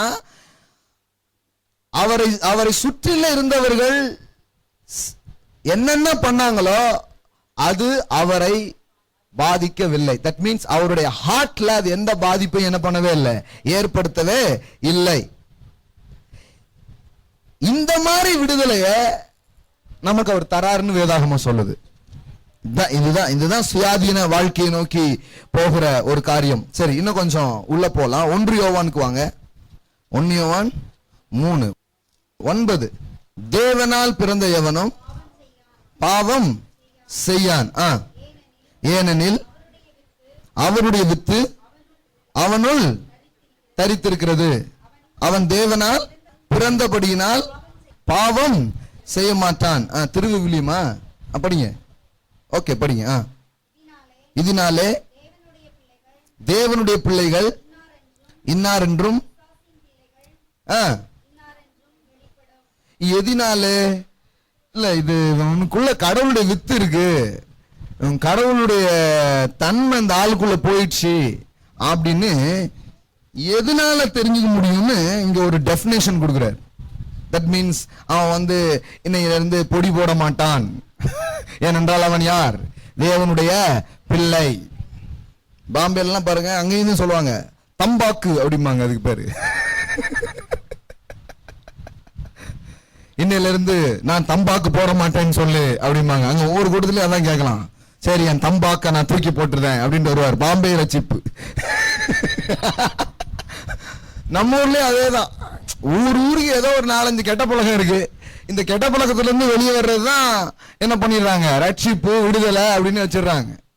அந்த லெவல்ல நின்னதுனால கிறிஸ்து வச்சிருக்கிற சுயாதீன வாழ்க்கை வந்து எவ்வளவு பெரிய விடுதலைக்கு நேரா கொண்டு போறதுன்னு தெரியவே இல்லை. அதனால குடியையும் விட்டாச்சு, பொடியும் விட்டாச்சு, இனிமே என்ன அப்படின்னு உட்கார்ந்துட்டே இருக்காங்க. ஒரு வேலை இல்லைன்னா மறுபடியும் ஆரம்பிச்சிடுறாங்க. ஏன்னா அடுத்தால ஒரு வேலை இல்லையா, இவ்வளவுதானா, இது உண்ணும், அவ்வளவுதானே, விட்டாச்சு. விட்டதுக்கு அப்புறம் என்ன ஒண்ணும் தெரிய மாட்டேங்குது. இன்னும் அது எங்க கூட்டிட்டு போகுது, எவ்வளவு தூரம் இது ஒரு பெரிய ஹார்ட் ஜர்னி. இது இருதயத்திலே நடைபெறுகிற ஒரு பயணம் போல அது இருக்கிறது. இயேசு எப்படி இருந்தாரு, அவர் எப்படி வாழ்ந்தாரு, அந்த மாதிரி ஒரு ஃப்ரீயா ஒரு மனுஷன் இருக்கிற நிலையை நோக்கி ஒரு மனுஷனை கூட்டிட்டு போற உயர்தரமான பயணமாக அது இருக்கிறது. அது எப்படி நடக்கு இல்ல, அது எப்படி நடந்திருக்குதுங்கிறத இங்க வேதம் சொல்ல வருது பாருங்க. கடவுளால் ஒருத்தன் பிறந்திருக்கிறான், கடவுளுடைய வித்து அவனுக்குள்ள என்ன பண்ணிருக்குதான், தரித்திருக்குதான். எப்படி அது தெரியும்? 10வது வசனம். இதனாலே தேவனுடைய பிள்ளைகள் என்றும் பிசாசுடைய பிள்ளைகள் என்றும். நாம யார பிசாசின் பிள்ளைன்னு சொல்றோம்? நீங்க சொல்லுங்களா பார்க்கலாம். நீங்க வழக்கமா இவெல்லாம் பிசாசின் பிள்ளை அப்படின்னு யாரை பார்த்து சொல்லுவோம்? ஒரு 4-5 பேர் தான், 4-5 பழக்க வழக்கம் தான். அதை நம்ம என்ன சொல்லுவோம்? பிசாசின் பிள்ளை அப்படின்ட்டு அவன் என்ன பண்றது, குறை சொல்றது. ஆனா வேதம் எப்படி சொல்லுது பாருங்க. நீதியை செய்யாமலும் தன் சகோதரனில் அன்பு கூறாமலும் இருக்கிறவன் எவனும் தேவனால் உண்டானவன் அல்ல. அல்லோ, யூ ஹேவ் அ லவ். உன்ட அன்பு இருக்கா? அன்பு செலுத்துற பழகம் இருக்கா? அந்த மாதிரி காரியங்களை நீ வளர்ந்திருக்கிறியா? Are you free to love? நீ அன்பு செய்ய விடுதலையாக்கப்பட்டிருக்கிறாயா? Are you free to serve? நீ எந்த நிலையிலையும் சேவை செய்ய விடுதலையாக்கப்பட்டிருக்கிறாயா? இதெல்லாம் வச்சுதான் உனக்குள்ள என்ன வித்து வந்ததுங்கிறத டிஃபைன் பண்ண முடியுங்கிறாரு. இன்னும் நிறைய பேசுற 11வது வசனம். நாம் ஒருவரில் ஒருவர் அன்பு கூற வேண்டும் என்பது நீங்கள் ஆதி முதல் கேட்ட. ஆதி முதல்ல இதுதான் பேசிட்டு இருக்கிறாராம். அப்புறம் பாருங்க, பொல்லாங்கனால் உண்டாயிருந்து தன் சகோதரனை கொலை செய்த காயினை போல் அவன் எது நிமித்தம் அவனை, நீங்க சொல்லுங்க பார்க்கலாம். காயின் ஆபேல் இந்த சம்பவம், காயினை போல நீங்க இருக்க வேண்டாம். ஏன்னா காயின் யாரை கொன்னான்? தன் சொந்த சகோதரனை என்ன பண்ணான்? கொலை செய்தான். எதனால் இந்த கொலை நடந்தது? ஃபர்ஸ்ட் ஃபர்ஸ்ட் மேடரு ரிலீஜியன்ல நடந்த மேடர் தான் மர்டரு. முதல் சண்டையே மத சண்டை தான். மத்த சண்டையெல்லாம் அதுக்கப்புறம். ரெண்டு பேருமே கோயிலுக்கு வந்தவங்க, ஆராதிக்க வந்தவங்க. ஆராதிக்க வந்தவன் தான் ஒருத்தன் போட்டு தள்ளிட்டான். அல்லோ, இது டாஸ்மார்க்கில் நடந்த கொலை அல்ல, இது தம் அடிக்கிற இடத்துல நடந்த பீடி சண்டை அல்ல. இது ரெண்டு பேரு வர்ஷிப் பண்ணதுக்காக வராங்க. யார? தேவன். அந்த இடத்துல நடந்த சண்டை. உலகத்துல இன்னைக்கும் நிறைய சண்டைகளுக்கு காரணம் இட்ஸ் a ரிலீஜியன், மதம். மதத்தின் அடிப்படையில தான் மாபெரும் சண்டைகள் இன்று வரை நடந்து வருகிறது. அதனாலதான் இயேசு இந்த பூமிக்கு வந்து ஒரு மதத்தை கொடுக்கவில்லை, ஒரு அன்பின் ராஜ்யத்தை மனிதனுக்குள்ளே ஸ்தாபிக்க முடியாத வந்தார். அதனாலதான் எந்த மதமும் சொல்லாத தீர்வுகளை, எந்த மதமும் சொல்ல முடியாத காரியங்களை கிறிஸ்துவின் சுவிசேஷம் சொல்லுகிறது. இத சபை விட்டுடுச்சு. சபை இதை விட்டுட்டதுனால சபையே இப்ப சண்டை போட்டுக்கிட்டு இருக்கு. எங்க சபை தான் பரலோகத்துக்கு போகும், பரலோக போறதுக்கு சண்டை. என்ன பண்ணிட்டு இருக்கிற நீ? அவங்க எல்லாம் போக மாட்டாங்க, வெள்ளை சட்டை போடல, அவங்க கலட்டல. இன்னும் உனக்குள்ள இருந்து பகைமையை நீ கலட்டலையே, உனக்குள்ள இருந்து வெறுப்பை நீ கலட்டலையே. என்ற ஒருத்தர் கேட்காரு, செருப்பை ஏன் கலட்டல? முதல்ல இந்த வெறுப்பை கலட்டுங்க. முழு நாள் உட்கார்ந்து, முழு டைம் உட்கார்ந்து பிரசங்க கேட்டுட்டு எழுதிட்டே இருந்தாரு. நானும் பாயிண்ட்ஸ் எடுத்துட்டு இருக்கான்னு பார்த்தா என்கிட்ட என்னெல்லாம் பாயிண்ட் இருக்கோ அதெல்லாம் பார்த்துட்டு இருக்காரு. என்னெல்லாம் பாயிண்ட் எடுத்துருக்கிறார் அவரு ஃபுல்லா. அந்த லெட்டரை கூட என்கிட்ட நேரில் கொடுக்க தைரியம் இல்லாம இன்னொருத்தர் கொடுத்துட்டு போயிருக்கிறாரு. அதை நீங்க தயவாய் சொல்லிவிடுங்கள். என்ன மாதிரியான புத்தியில எல்லாம் மக்கள் இருக்கிறாங்க பாருங்க. இதெல்லாம் இல்லைங்க, உள்ள கடக்கு நிறைய குப்பை. இதெல்லாம் தோண்டி வெளியே போடணும். இதை வெளியே தோண்டி போடாதது கிறிஸ்தவ வாழ்க்கையே கிடையாது. ரெண்டு ஊழியக்காரர் வந்து ஒன்னா இருக்கிறது பார்க்கவே முடியாத கதை மாதிரி ஆயிப்போச்சு. கேட்டா ஆவி ஒத்து போல பிரதர் அப்படின்னு. எங்களுக்குள்ள என்ன ஒத்து போக மாட்டுக்கு? ஆவி. அப்புறம் ஆவி ஒத்து போகும்.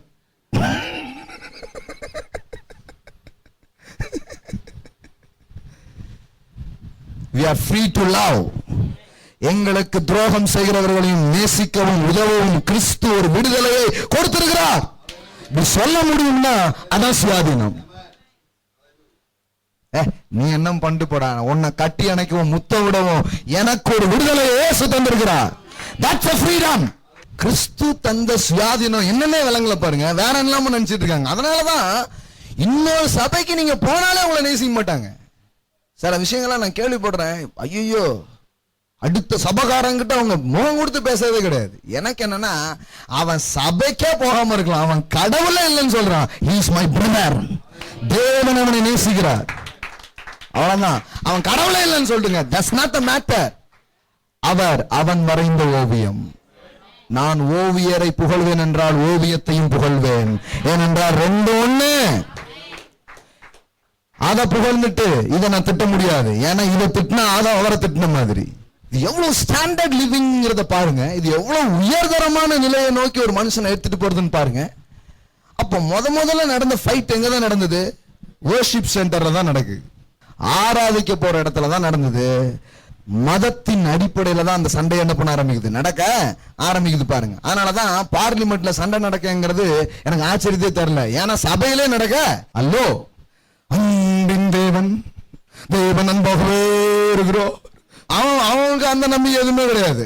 அவன் இன்னைக்கு கல்லா எவ்வளவு கட்டுன்னு வந்திருக்கிறாரு பார்லிமெண்ட்டுக்கு, சட்டசபைக்கு, எல்லாருமே அதுதான் வந்திருக்கிறாரு. அங்க மைக்கு பிடிச்சி ஒருத்தர் மண்டையில அடிக்கிறதுல ஆச்சரியமே இல்லை. ஏன்னா இங்கே தான் நடந்துட்டு இருக்கு. ஆண்டவர் சொல்றாரு, ஒருவர் கடித்து பட்சித்தீர்களானால் அழிவீர்கள், எச்சரிக்கையாருங்க அப்படின்னாரு. தட் மீன்ஸ் என்ன தெரியுமா? இன்னொருத்தனை தூக்குறதுலதான் உன்னுடைய வாழ்க்கையே இருக்குது. இந்த ஒரு விஷயத்தை மட்டும் நீ விட்டோன்னா எல்லாத்தையும் விட்டுட்டா அப்படிங்கிறாரு. So success is defined. எப்படி டிஃபைன் பண்ணப்படுதுன்னா, அது அன்பில் இருந்து தான் டிஃபைன் பண்ணப்படுது. How much you love, how much you give, how much you share. இதை வச்சுதான் உங்களுடைய வெற்றிகள் அளவிடப்படுகிறது தேவனுடைய ராஜ்யத்தில். மனுஷனுடைய பார்வையில நிறைய காரியங்கள் பெருமையா இருக்குது. ஆனா தேவனுடைய பார்வையில அதெல்லாம் இல்ல. ஒரு பெரிய ஊழியக்காரர் பாப் ஜோன்ஸ் அப்படின்னு ஒருத்தர் இருந்தார். ஒரு பெரிய ஒரு ப்ராஃபட், பெரிய தீர்க்கதரிசி பாருங்க. பல ஊழியக்காரர்களை அவர் உருவாக்கினவர். இந்த பாப் ஜோன்ஸ்ங்கிறவரு இப்போ மரித்து போனாரு. ஆனால் அவர் முதல் முறை மரிக்கும் போது, இது என்ன சாட்சி அப்படிங்கிறீங்களா, அவர் 2 முறை செத்தாரு. 2 முறை எப்படி செத்தாருன்னா, முதல்ல ஒரு வாட்டி செத்துட்டாரு, அப்ப பரலோகத்துக்கு போயிருக்கிறார். அவர் பெரிய தீர்க்கதரிசி பாருங்க. நீங்க உட்கார்ந்துட்டு இருக்கும்போது உங்க கார் நம்பர் சொல்லுவாரு, உங்க பேங்க் அக்கௌண்ட் நம்பர் சொல்லுவாரு, எல்லாம் சொல்லுவாரு. ரொம்ப பெரிய ப்ராஃபட். பல பேர் அப்படி எழுப்பி விட்டார். ஒரே ஒரு கொஸ்டின் தான் பரலோகத்துல அவர் கேட்டாங்களாம். Bob Jones, did you learn to love அப்படின்னு கேட்டாங்களாம். அன்பு செய்ய நீ படித்திருக்கிறாயா அப்படின்னு கேட்டாங்களாம். அவர் அப்படியே பார்த்தாரு. நான் பேரை சொல்லிடுவேனே கரெக்டா, நான் இல்லாம சொன்னாராம். அதெல்லாம் கேட்கல. அன்பு செய்ய உனக்கு தெரியுமா அப்படிங்கிற ஒரு கேள்வி. தெரியாது. போய் நல்லா கத்துட்டு வான்னு திருப்பி அனுப்பிட்டாங்களாம். கதல்ல நிஜம். அந்த ஆளு சாவல, திருப்பி அவருக்கு உயிர் வந்துடுச்சு. அந்த அந்த அந்த அந்த சம்பவத்துல நடந்த விஷயம். அதுக்கப்புறம் வாழ்நாளெல்லாம் இந்த அன்பு தான் எவ்வளவு முக்கியங்கிறத அவர் போதிச்சார், வாழ்ந்தார். தேவனுடைய ராஜ்யத்தின் மையமே அன்புதான். ஹல்லேலூயா. அது ஒண்ணு மட்டும் நீங்க அங்கிருந்து தூக்கிட்டீங்கன்னா, it's not the kingdom. It's not the kingdom. எல்லாமே இருக்கலாம், ஆனா ஒன்னே ஒண்ணுதான். ஒன்னு இல்லைன்னா எல்லாமே இல்லாத மாதிரி. எனக்கு முன்னாடி ஒரு ஸ்டோரி சொல்லியிருக்கிறேன். உங்களுக்கு ஞாபகம் இருக்குதான் தெரியல. எத்தனை முறை தான் டைமிங்கா ரீமிங்கா சொல்றது, அதே மாதிரியே சொல்றேன் கேளுங்க. ஒருத்தர் போய் ஹெவன் போய் பார்த்தாராம். அங்க நிறைய சட்டி இருந்தது, சாப்பாட்டுக்கான உணவுகள்லாம் இருந்தது. எல்லார் கையிலையும் பெரிய பெரிய அந்த கரண்டி இருக்கு பாருங்க, அப்படி கோருவாங்கல்ல, அந்த பெரிய கரண்டி என்ன பண்ணியிருந்தாங்களாம், கட்டி வச்சிருந்ததுதான். 2 கையிலையும் கட்டி இருக்குது.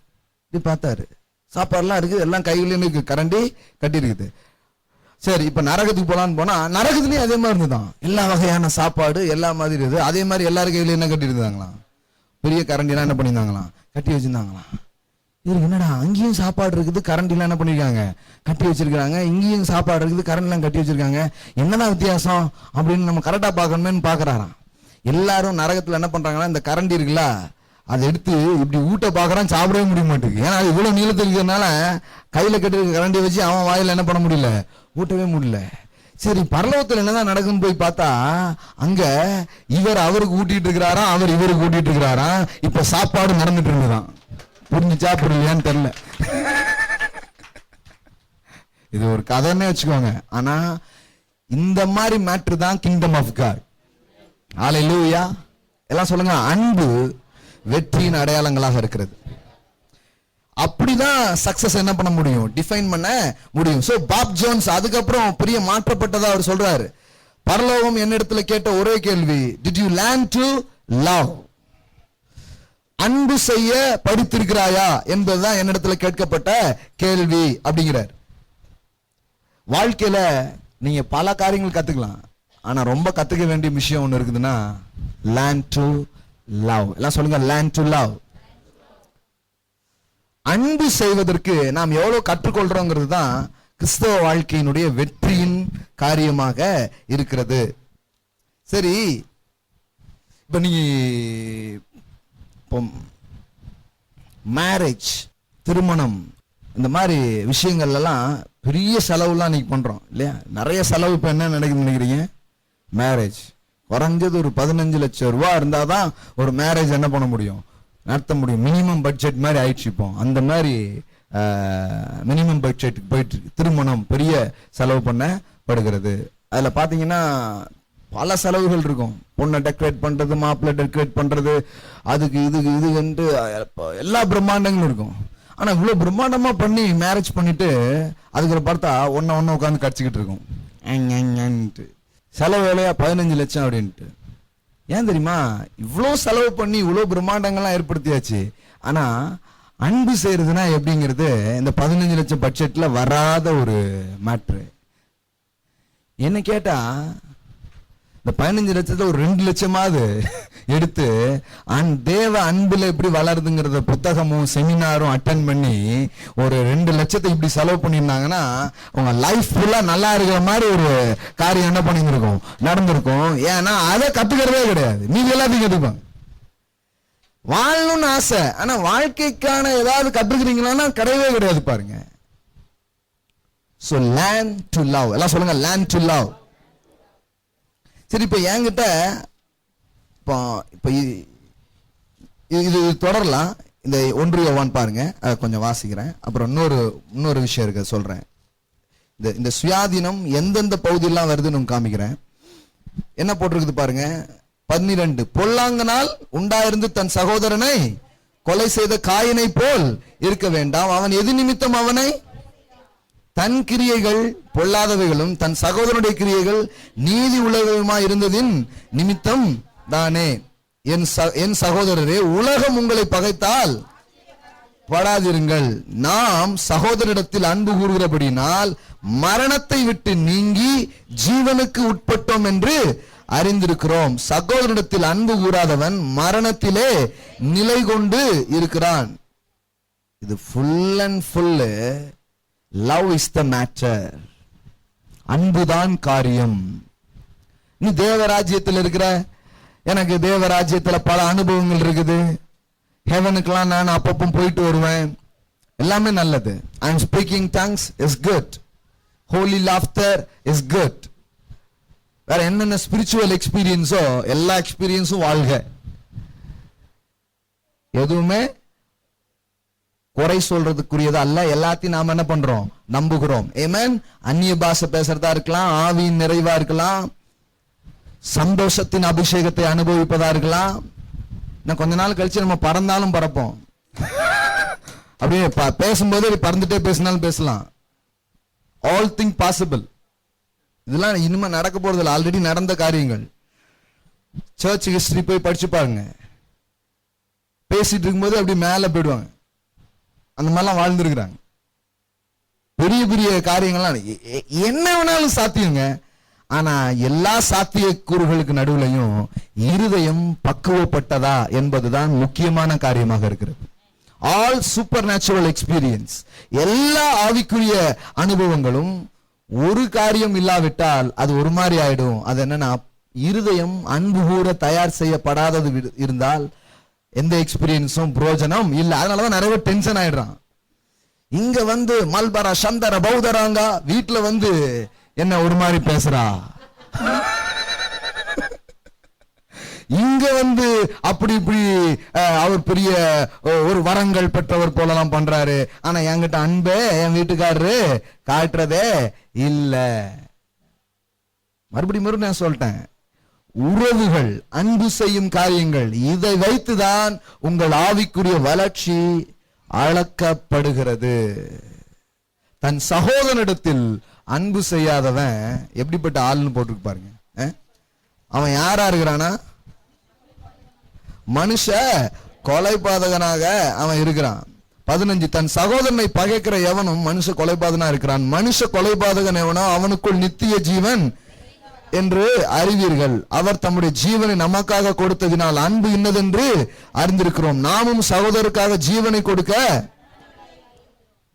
ஒருவன் உலக ஆஸ்தி உடையவனாயிருந்து தன் சகோதரனுக்கு குடைச்சல் உண்டு என்று கண்டு தன் இருதயத்தை அவனுக்கு அடைத்துக் கொண்டால் அவனுக்குள் தேவ அன்பு நிலை கொள்ளுகிறது எப்படி? எப்படி பாருங்க, பணக்காரனாலாம் இருக்கிறான், ஆஸ்திலாம் இருக்குது. ஆனா ஒரு நாளும் கிறிஸ்துமஸ்க்கு நான் வாங்கிட்டேனே அப்படின்னு நினைக்கிறவன் இருதயம், இவன் வாங்கியிருப்பானா, இந்த ஃபேமிலியில இந்த ட்ரெஸ் வாங்கியிருப்பாங்களா, இவங்களுக்கு இந்த மாதிரி ஒன்று நடந்திருக்குமான்னு உங்கள் இருதயம் யோசிக்க எவ்வளவு பழகி இருக்கிறதோ அதை வைத்துதான் உங்கள் ஆவிக்குரிய அளவு தீர்மானிக்கப்படுகிறது. இவர் எடுத்தாரா எடுக்கலையா, இந்த அம்மா எடுத்திருப்பாங்களா, இவங்களுக்கெல்லாம் ஏதாவது நடந்துருக்குமா நினைக்கிறேன்னா, நம்ம ஒன்றும் உலக ரட்சகர் இல்லை. மறுபடியும் அதையும் சொல்லிட்டேன் நான். அது ஒரே ஒருத்தர் தான், அவர் பேர் இயேசு. உங்க லெவல்ல how much you think, இதையும் ரிலீஜியன் கடமையை மாற்ற முடியும். நான் 2 பேருக்கு ட்ரெஸ் எடுத்து கொடுத்தேன், மறுபடியும் தோத்து போயிட்டீங்க. ஏன்னா பர்பஸே அங்க போயிடுச்சே. அதாவது தாழ்மையா இருக்கிறோன்னே நீங்க பெருமைப்பட்டுக்க முடியும். சில சொல்லுவாங்க, நாங்கெல்லாம் தாழ்மையா இருக்கோம் அப்படின்னு பெருமையா பேசுவாங்க.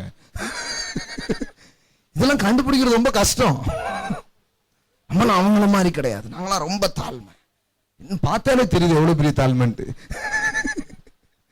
இது குடுத்தீங்களா குடிக்கீங்களாங்கிறதே இல்ல. இது என்னன்னா உங்க ஹார்ட் எப்படி இருக்குது. Heart is the matter. நிறைய பேர் சொல்லுவாங்க இந்த இந்த இந்த பஞ்சாயத்து இருக்கு, இந்த மாதிரி ஒரு ப்ராப்ளம் இருக்குது அப்படின்ட்டு. நான் அவங்ககிட்ட கேட்கறது என்னன்னா, அதெல்லாம் விடுங்க, உண்மையிலே உங்க இருதயத்துல என்ன நினைக்கிறீங்க கொஞ்சம் சொல்லுங்க. அப்படியே ஆஃப் ஆயிடுவாங்க. அவங்க அப்படி பண்றாங்க, இவங்க இப்படி பண்றாங்க, அதெல்லாம் விட்டுருங்க. வாட் யூ திங்க் ரியலி, உண்மையிலே உங்க இருதயத்துல நீங்க என்னவா இருக்கிறீங்க, என்ன இருக்கிறீங்க? This is the important things. சுயாதீனம்னா என்னன்னா, இப்படிப்பட்ட காயம் அடிமைத்தனத்திலிருந்து உங்களை கிறிஸ்து விடுதலையாக்கி உங்களை ஒரு ஃப்ரீ லைஃப் வாழ வைக்கிறார். அதுதான் இயேசு தருகிற விடுதலையாக இருக்கிறது. எல்லாம் சொல்லுங்க, இயேசு விடுவிக்கிறார். நாங்க நம்புறோங்க இயேசு விடுவிக்கிறாருன்ட்டு.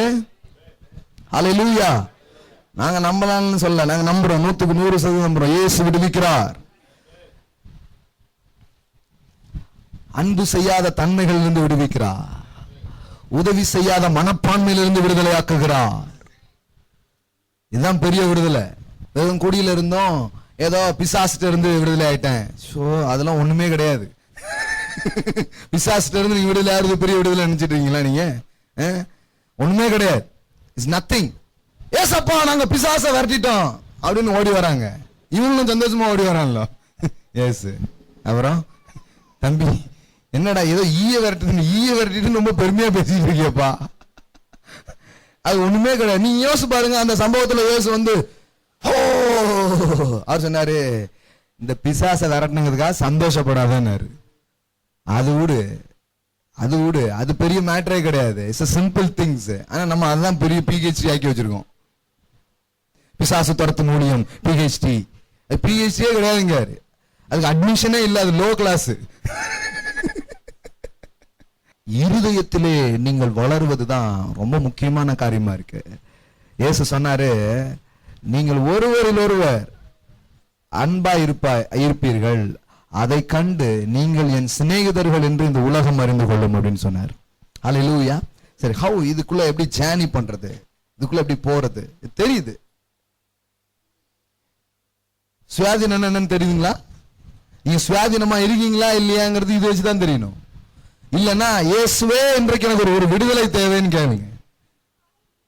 ஏன்னா இதுதான் உண்மையான விடுதலை. இந்த விடுதலை தான், இதுதான் ஃப்ரீ லைஃப். மனிதர்கள் என்னன்னு எனக்கு தெரியும், அவங்க என்ன பண்ணுவான்னு எனக்கு தெரியும், அவங்க இப்படிலாம் நடந்துகிட்டா கூட நான் இப்படிதான் இருப்பேன் அப்படிங்கிற மாதிரி வாழ்றதுதான் சுயாதீனமான வாழ்க்கை. அததான் இயேசு கொடுக்கிறதுக்காக வந்தார். இப்போ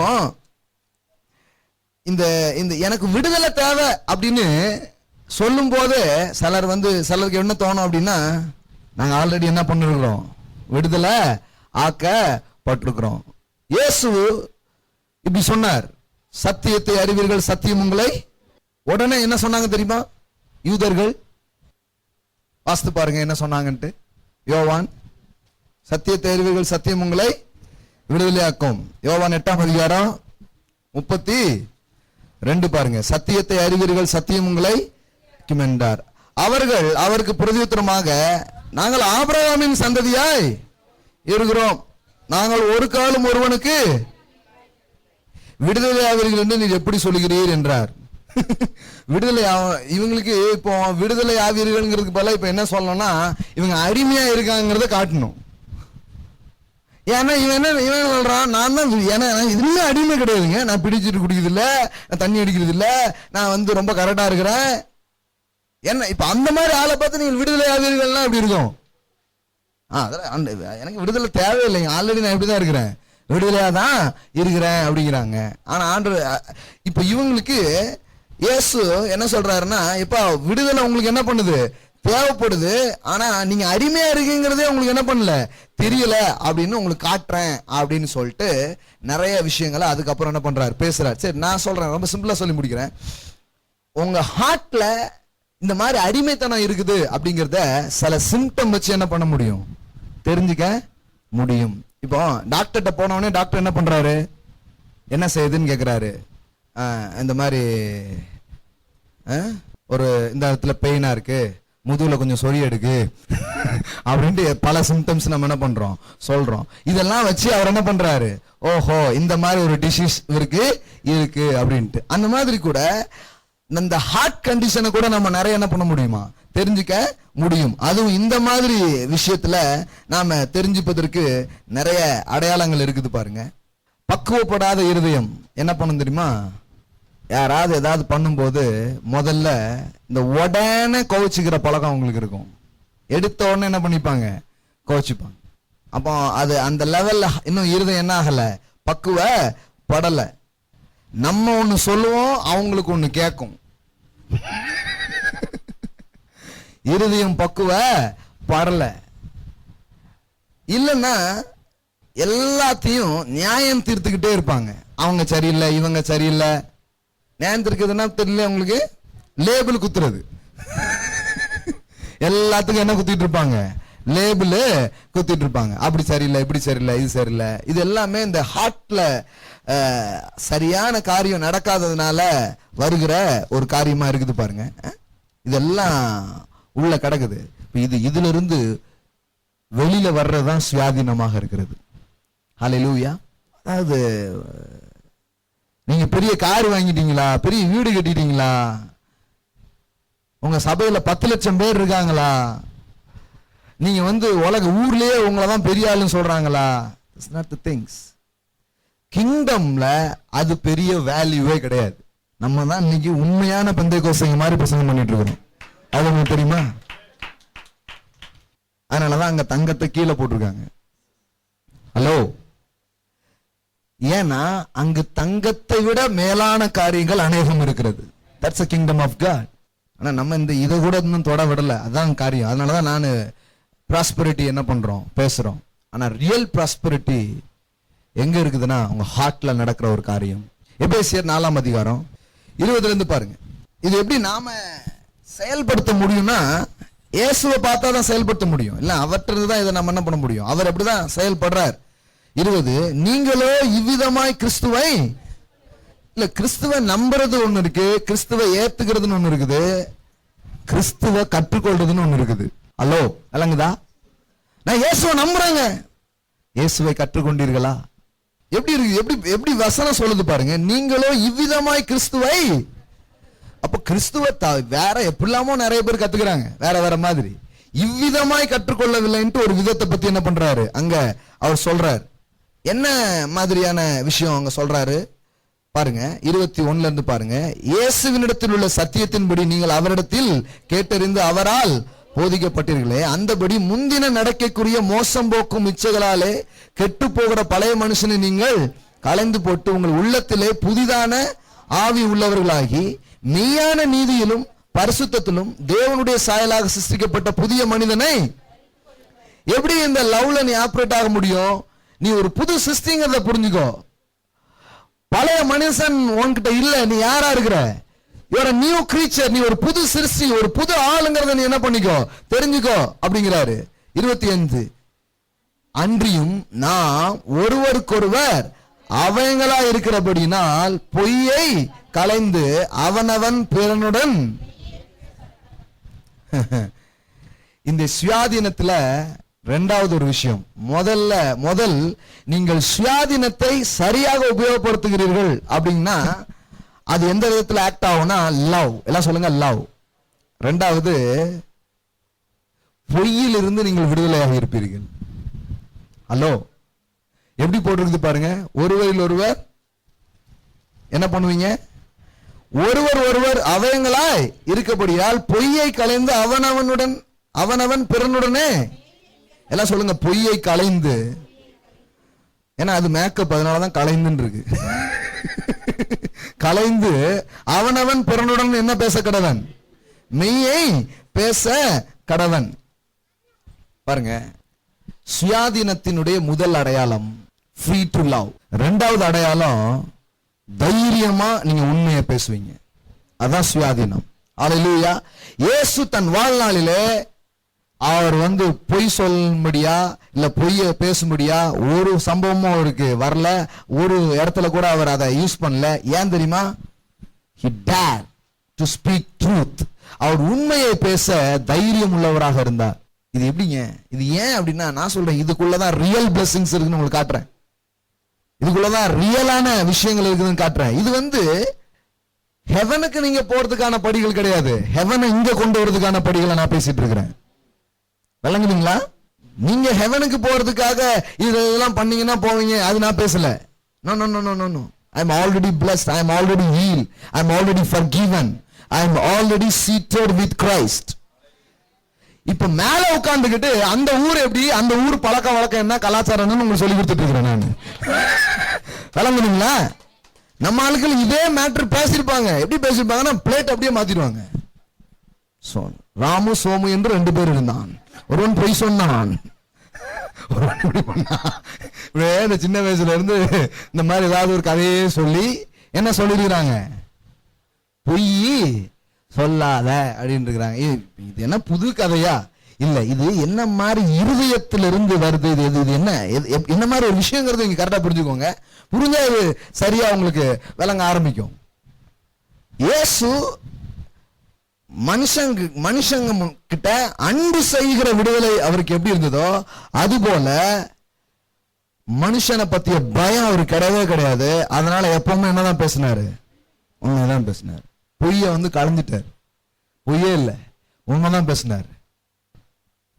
இது என்னன்னா, அன்புல நடக்க நடக்க உங்களுக்கு தைரியம் வரும். தைரியம் இருக்கும்போது பொய் அவசியமே படாது, உண்மையை நீங்கள் அங்க பேசுவீர்கள்.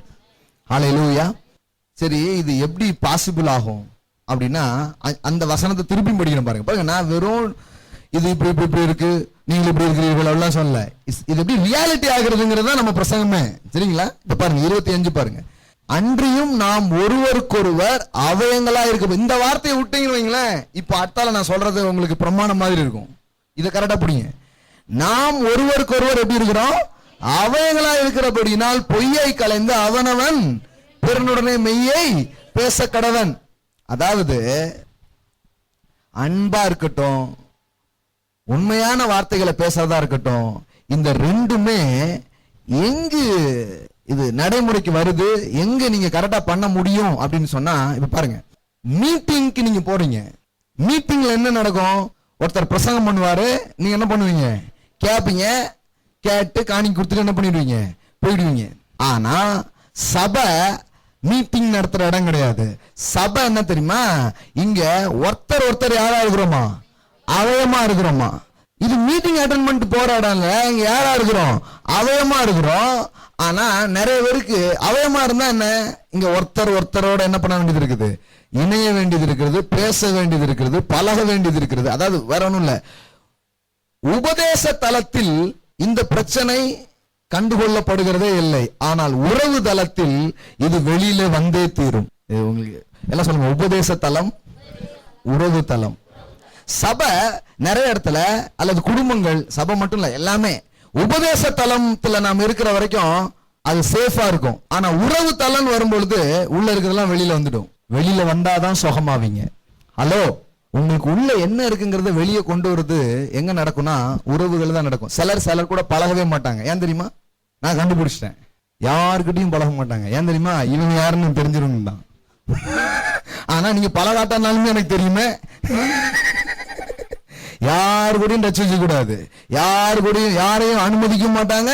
இவங்களும் யாரு கூடயும் என்ன பண்ண மாட்டாங்க, பழகவே மாட்டாங்க. ஏன் தெரியுமா, பழகுனா உள்ள இருக்கிறது வெளியில வந்துடும், நம்ம யாருங்கிற கதை தெரிஞ்சிடும்.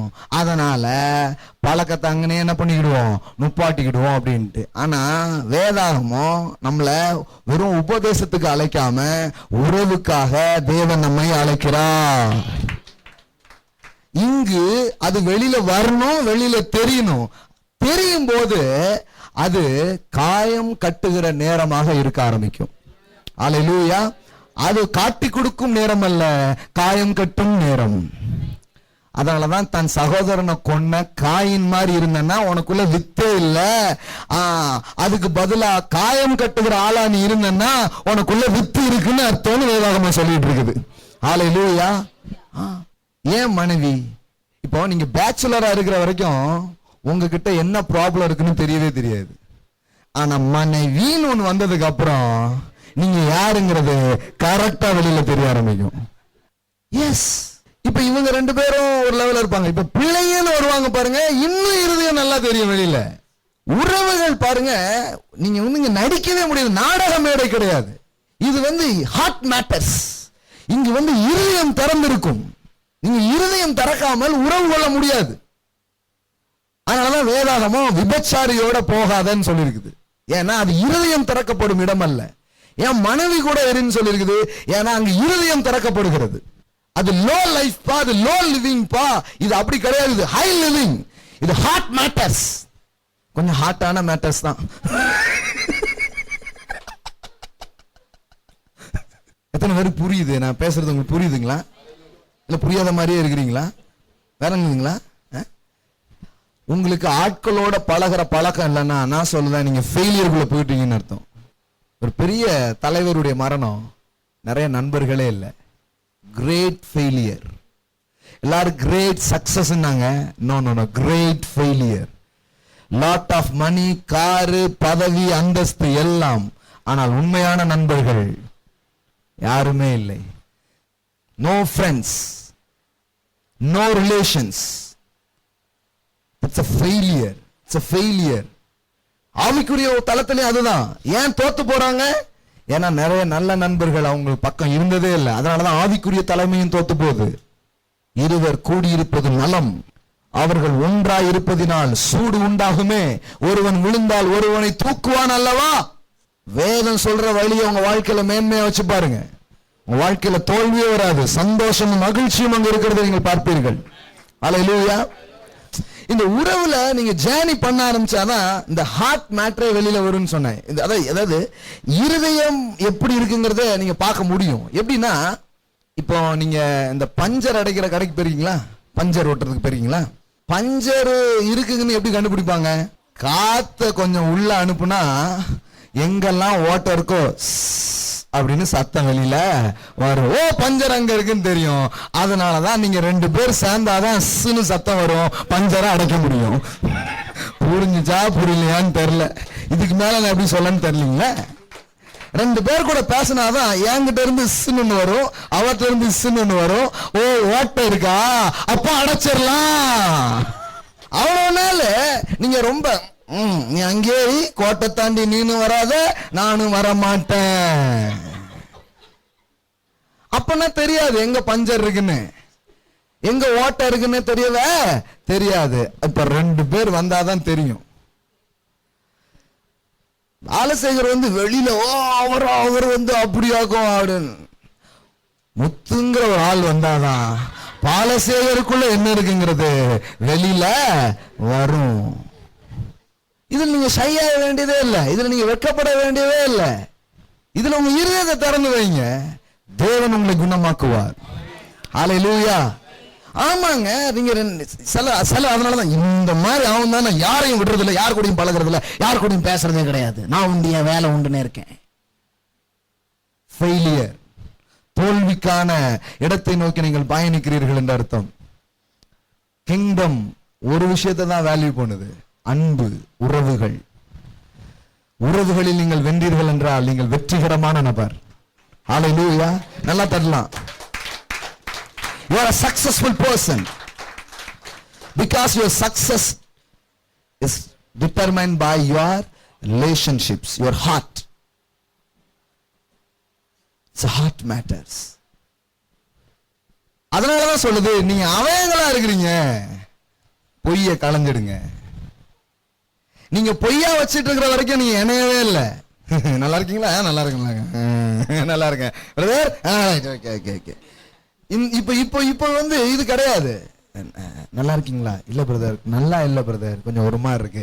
Now start relationship. புரிஞ்சுங்களா? நல்லா இருக்கே, நல்லா இருக்கேன், அங்க ரிலேஷன்ஷிப் ஆரம்பிக்கல. ரிலேஷன்ஷிப் எங்க ஆரம்பிக்குன்னா, கொஞ்சம் போன வாரம் அங்க கொஞ்சம் வலிச்சிச்சு, கொஞ்சம் ஒரு மாதிரி இருக்கு. இப்பதான் நாங்க ரெண்டு பேரும் என்ன ஆகிறோம், உறவே எங்களுக்கு என்ன பண்ணுது, ஆரம்பிக்கு. நான் சொல்றேன், அந்த மாதிரி உங்களுக்கு எத்தனை பேருக்கு உறவு இருக்கு? அந்த மாதிரி எந்த மாதிரி ரிலேஷன்ஷிப் உங்களுக்கு இருக்கு? வெறும் சக்சஸ் மட்டும் நீங்க பேச முடியும்னா அது உறவுகளே கிடையாது.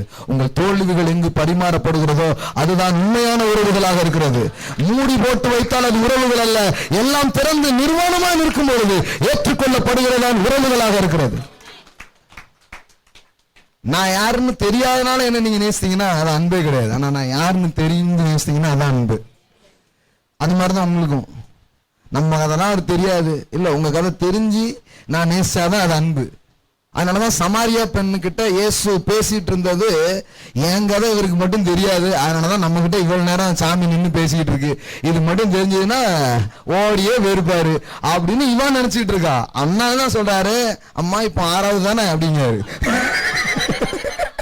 நம்பர் 6 போயிட்டு இருக்குதா அப்படிங்கிறாரு. ஏன் அப்படி சொன்னாரு?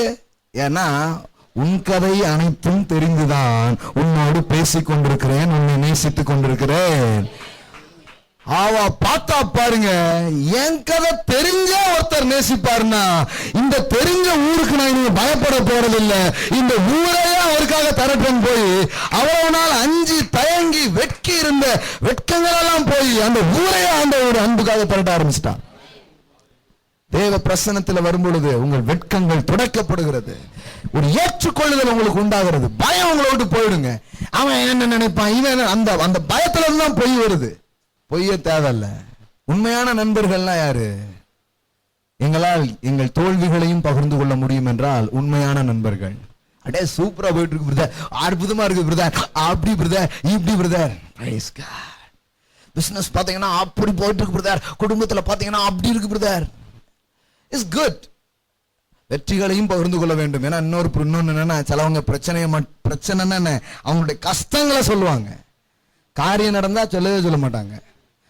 அது வேற தளம். நான் என்ன சொல்றதுன்னா, உறவுகள்ங்கிற தளத்துல நான் நல்லா இல்லையே, இந்த மாதிரி எனக்கு ஒரு ப்ராப்ளம் இருக்குது, ஐ ஹேவ் சம் ப்ராப்ளம்னு உங்களால பேச முடிஞ்சதுன்னா அப்பதான் நீங்க உறவுக்கே வர்றீங்க. கணவன் மனைவி 2 பேர் உட்கார்ந்து அப்படி பேச முடிஞ்சா உறவுக்கு நீங்க வந்திருக்கீங்கன்னு அர்த்தம். சபையில சக விசுவாசிகளோடு மக்கள் போதகரோடு உட்கார்ந்து ஐ ஹேவ் சம் ப்ராப்ளம்ஸ் அப்படின்னு சொல்ல முடியுதுன்னா அதான் உறவுகள். ஆனா நமக்கு இங்க என்ன ஆயிடுச்சுன்னா, அப்படி காட்டிக்கவே கூடாது, தரைய போட்டுருது எல்லா இடத்துலயும். அதுதான் பொய். அந்த பொய்யை களை அப்படிங்கிறாரு. அந்த பொய்யை களை, அந்த பொய்யை மூடாத, அத்தியலைய போட்டுட்டு வராத அப்படிங்கிறாரு. இதுக்கு முன்னாடி நீ ட்ரெஸ் இல்லாம தானே இருந்த, இதுக்கு முன்னாடி என்னமோ ரேமன் கோட் போட்டு இருந்த மாதிரி இப்போ ஏன் முன்னாடி வரும்போது என்ன பண்ற, அத்தியலைய ஏன் போடாத, கலத்து போடு அப்படிங்கிறாரு. அழுக வந்தா அழு, சிரிக்க வந்தா சிரி, பயமா இருக்குன்னா பயமா இருக்குன்னு சொல்லு, சோர்வா இருக்குன்னா சோர்வா இருக்குன்னு சொல்லு, வலிக்குன்னா வலிக்குன்னு சொல்லு, நலி சரியாயிட்டுனா சரியாயிட்டுன்னு சொல்லு. பொய்யை கலைந்து உண்மையை பகிர்ந்து கொள்ள கடவன் என்று எழுதியிருக்கிறது. It's not work. இது எனக்கு வேலை செய்யலன்னு சொல்லுங்க. யாரை நடிகை சொல்றதே இல்லை, நாம் நடிகர்களை உருவாக்குறதே சபதம். சண்டே அது நல்லா வரும் பாருங்க.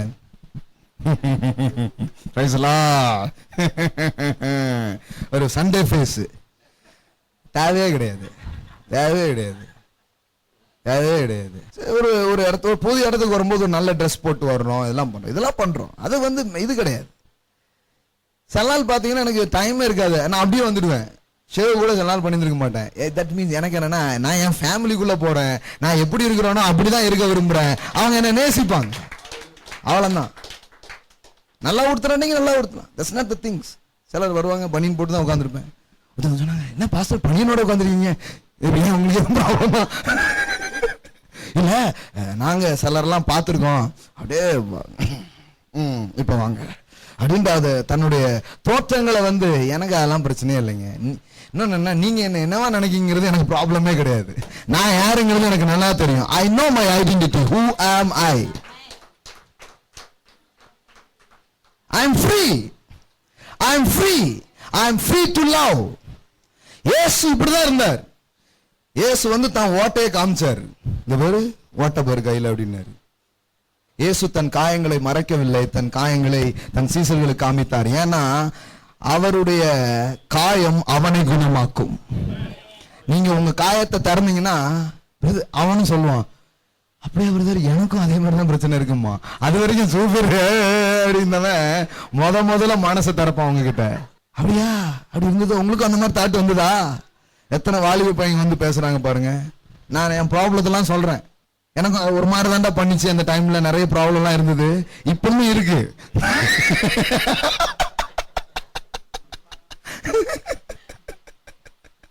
அன்னைக்கு அதை எப்படி மேனேஜ் பண்ணணும்னு தெரியல, இப்ப கொஞ்சம் தெரிஞ்சிருக்கு. இவ்வளவுதான் விஷயம். பட் அதே ப்ராப்ளம் எனக்கு இருக்கு அப்படின்னு உடனே அவன் வந்து பேசுறான். ஓ ஐ ஹாவ் சம் ப்ராப்ளம். இந்த பொம்பளை பிள்ளைங்க பக்கத்துல போனா ஒரு மாதிரி ஆகுதுண்ணே, எனக்கும் அது மாதிரிதான். பாருங்க, பாத்தியா பாஸ்டர் என்ன சொல்லுதாரு பாரு. பாஸ்டர் ஆள் கிடையாதா? பாஸ்டரும் அப்படிதான். இதெல்லாம் பண்ணவே இல்லை. அதான் பெரிய ப்ராப்ளம்ஸ், பெரிய ப்ராப்ளம்ஸ். அவரும் ஒரு நேரத்துல பேண்ட்ல ஒரு கால் தான் விட முடியும். பாஸ்டரா இருந்தாலும் ஒரே நேரத்துல 2 கால பாஸ்டரால விட முடியாது பேண்டுக்குள்ள.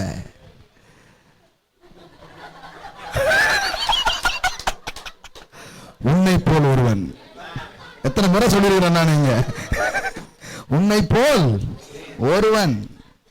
சும்மா இந்த சின்ன பிள்ளை மாதிரி பாருங்க. சிலவங்களுக்கு இங்க இங்க இங்க இங்க பாருங்க, இங்க யாரும் யாரையும் குத்துறதுக்காக கிடையாது, இங்க யாரும் எல்லாரையும் தூக்குறதுக்காக இருக்கிறாங்க, குணப்படுத்துக்காங்க. இந்த பக்குவப்படாத இருதயம் இருக்கு பாருங்க, ஒரு வார்த்தை சொன்னா கூட சொல்லிட்டாங்க, சொல்லட்டுமே, சொன்னாதான் அங்க அந்த ஓட்டையே வெளியில வருது. சொல்லட்டும். குறைகளை வரவேறுங்கள், நீங்கள் ஞானிகள். பாராட்டை வரவேற்கிறவர்களை விட குறைவுகளை வரவேற்கிறவர்கள் ஞானிகளாக இருக்கிறார்கள். அதனால பைபிள்ல போட்டு நீ ஞானியை கடிஞ்சுக்கோ, அவனை ஏத்துமா. ஆனா மூடனை கடிஞ்சுக்கனா அப்படின்றான். அவன் மூடன்னு போட்டிருக்குது. மூடனை நீங்க கடிஞ்சிக்கவே முடியாது. ஆனா ஞானியை நீங்க என்ன பண்ண முடியும்? கடிஞ்சிக்க முடியும். அதனாலதான் பைபிள்ல வந்து போட்டிருக்குது, சிநேகிதன் அடிக்கும் அடிகள் உண்மையானவைகள், சத்துருவோடு முத்தமோ வஞ்சனை உள்ளது என்று எழுதியிருக்காரு. அடியா முத்தமாங்கிறதுல எந்த இருதயத்திலிருந்து வருதுன்னு பார்க்கணும். இது ரொம்ப முக்கியம் பாருங்க. இப்ப ஃப்ரீடத்தை அவர் வந்து ஃபுல்லா எக்ஸசைஸ் பண்றாரு இயேசு. இப்ப அவனோட பொய்யை என்ன பண்ணுங்க, கலைங்க. அப்போ நான் என்ன சொல்றேன்னா, அந்த இன்டர்னலா உள்ள காத்து ஏற்றப்பட்டாதான் ஓட்ட எங்கெல்லாம் இருக்குங்கிறது என்ன பண்ண ஆரம்பிக்குது, தெரிய ஆரம்பிக்குது. உறவுகளில் நீங்கள் பயணிக்கும் பொழுதுதான் உங்கள் இருதயத்துக்குள் இருக்கிற பல காரியங்கள் வெளியில வர ஆரம்பிக்கும். அது வரைக்கும் உங்க சப்பாத்தி உங்க தோசைன்னு சாப்பிட்டுட்டு இருப்பீங்க. நீங்க வரதுக்கு முன்னாடியே இன்னொரு ஆள் எடுத்து போட்டு சாப்பிட்டுட்டு இருக்கும். ஒரே ஒரு பிள்ளை மட்டும் இருக்கும். இப்ப டக்குன்னு 2வது ஒரு பிள்ளை பிறக்கும். அப்பதான் இந்த பிள்ளை இருதயமே தெரியும் வரும். புரியுதுங்களா உங்களுக்கு? புரியுதா புரியலையா? எதுவுமே புரியலீங்களா உங்களுக்கு? காலையில இருந்து பேசின எதுவுமே வழங்கலீங்களா? உள்ள போக போக வேலை வெளியில வருது. உங்களை சபையில முக்கியமா சொல்ற வரைக்கும் உங்களுக்கு ப்ராப்ளம் இருக்காது. ஆனா உங்க இடத்துல இன்னொருத்தர் வருவார் பாருங்க, அப்பதான் உங்க இருதயம் என்னன்னு தெரியும் வெளியில. இது வரைக்கும் பாஸ்டர் என்னத்தான் ஒழுங்காதான் படிச்சுட்டு இருந்தார், இன்னைக்கு பாருங்க அவரை பாட்டு படிக்க விட்டுட்டார், அவரை ஜெபம் பண்ண விட்டுட்டார். இப்ப இந்த இருதயத்துக்குள்ள இருக்கிறது வெளியில எப்ப வரும்? இன்னொரு பிரதர் வந்தாதான் தெரியும், இன்னொரு சிஸ்டர் வந்தாதான் தெரியும். அப்ப பாருங்க, இந்த ரிலேஷன்ஷிப்ங்கிற ஜேர்னிக்குள்ள நீங்க வரணும். வந்தாதான் ஹார்ட்டே வெளியில வரும். வெளியில வந்து இருதயம் சுகமாயிடணும், அப்படியே ஹீல் ஆயிடணும், கம்ப்ளீட்டா ஹீல் ஆயிடணும். அதுதான் சுயாதீனம். அந்த மாதிரி வாழ்க்கைக்கு தான் கிறிஸ்து வந்து ஒரு மனுஷன் என்ன பண்றாரு, கூப்பிடுறாரு. அவர் அப்படிதான் இருக்கிறார். அதனாலதான் சொல்றாரு, நீங்க தனியா இருக்கிறாங்க, ஒருத்தரோட ஒருத்தர் பேசுங்க, பழகுங்க. நீங்க என் கூட நெருங்கினீங்கன்னா என்னுடைய மைனஸ்லாம் உங்களுக்கு நிறைய தெரிய வரும். ஆமா, இல்லைன்னா இதை விட இன்னும் நிறைய பிளஸ் இருக்குங்கிறதும் தெரிய வரும். என்ன வேணாலும் நடக்கலாம். மேடையில் பார்க்கும் இவர் யார், மேடை இல்லாத இவர் யார் அப்படிங்கிறது உங்களுக்கு தெரிய வரும். என்ன வேணாலும் நடக்கும். ஆனா நான் இந்த எண்ட்ல ஏதாவது ஒன்று நடக்கிறதுக்கு விட்டே கொடுக்கலன்னு வைங்களேன், அப்படியே போயிடும். ஆனா அதான் நடந்துட்டு இருக்கு. மீட்டிங் நடந்துட்டு இருக்கு எல்லா இடத்துலயும். But it's not a search. உங்களுக்கும் வருகிற யாருக்கும் சம்பந்தமே இல்லை என்றாலும் மீட்டிங் வந்துட்டு போறீங்க. I am sorry, it's not a search. அது வந்து சபை அல்ல. யாரோ ஒருவரோடு நீங்கள் தொடர்பு கொள்கிறீர்கள் என்றால் நீங்கள் சபைக்கு வருகிறீர்கள் என்று அர்த்தம். இல்லைன்னா மீட்டிங் உங்களுக்கு ஒண்ணுமே பண்ணாது. மீட்டிங்கோ ஒரு மீட்டிங் இருந்து இன்னொரு மீட்டிங்கோ வருஷம் ஃபுல்லா மீட்டிங்லயோ உங்க வாழ்க்கை போயிடும். வாழ்க்கையில எந்த மாற்றமும் வராது. ஆனால் நீங்க பேசுங்க, பழகுங்க, வாங்க பழகலாம். சிலருக்கு பயம், என் போன் பண்றது கூட உங்களுக்கு பயம். ஐயோ, அதாவது எப்படின்னா, நம்ம இதை பத்தி கேட்கலாமா அவர்கிட்ட, இதை பத்தி அவர்கிட்ட பேசலாமா அப்படின்ட்டு பயப்படாதீங்க. எனக்கு உங்ககிட்ட பேச பயமே இல்லை. பிஸியா இருக்கிறேன்னா பிஸியா இருக்கிறேன் பிரதர்னே சொல்லிடுவேன். நிஜமா சொல்லிடுவேன், பயமே இல்லை. 1 மணி நேரம் கழிச்சு பேசுறேன் அப்படின்னு சொல்லிடுவேன். தூங்கிட்டு இருக்கேன்னு சொல்லிடுவேன். ஏதாவது நல்ல மூவி பார்த்துட்டு இருக்கிறேன்னா மூவி பார்த்துட்டு இருக்கிறேன் அப்புறமா பேசுறேன்னு சொல்லிடுவேன். பயமே இல்லை. No problems. நாம என்ன நினைக்கிறோம்னா இதெல்லாம் தடுப்பு சுவர்கள் போல உருவாக்கி அப்படியே நம்மள அப்படியே சிலர் என்ன கேட்பாங்க, ஜெபத்தில் இருந்தீங்களா பிரதர்? ஆமா பிரதர் எப்பவுமே ஜெபத்திலே இருப்பாரா? அதாவது அவங்க அந்த ஒரு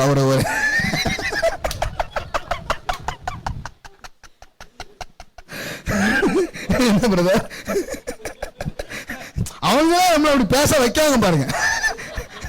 ஐயோ நம்ம ஜெபத்திலே இருக்கிறோம்லாம் நினைச்சிட்டு இருக்காங்க. ஆமா ஜெபத்துல தான் ஸ்தோத்திரம் ஆமென். எதுக்கு இது? நீ யாருன்னு உனக்கு தெரியும்.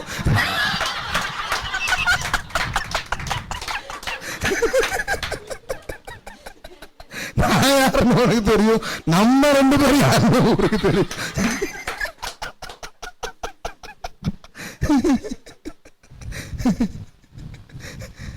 பண்ண வேண்டாம் இல்லைங்க. நான் அப்படி இல்லை. ஏதாவது படிச்சுட்டு இருப்பீங்க. இல்லை இல்லை நடக்கும் சில நேரங்கள் அப்படி இருக்குது. இல்லை இருக்குன்னா இருக்குன்னு இல்லைங்க.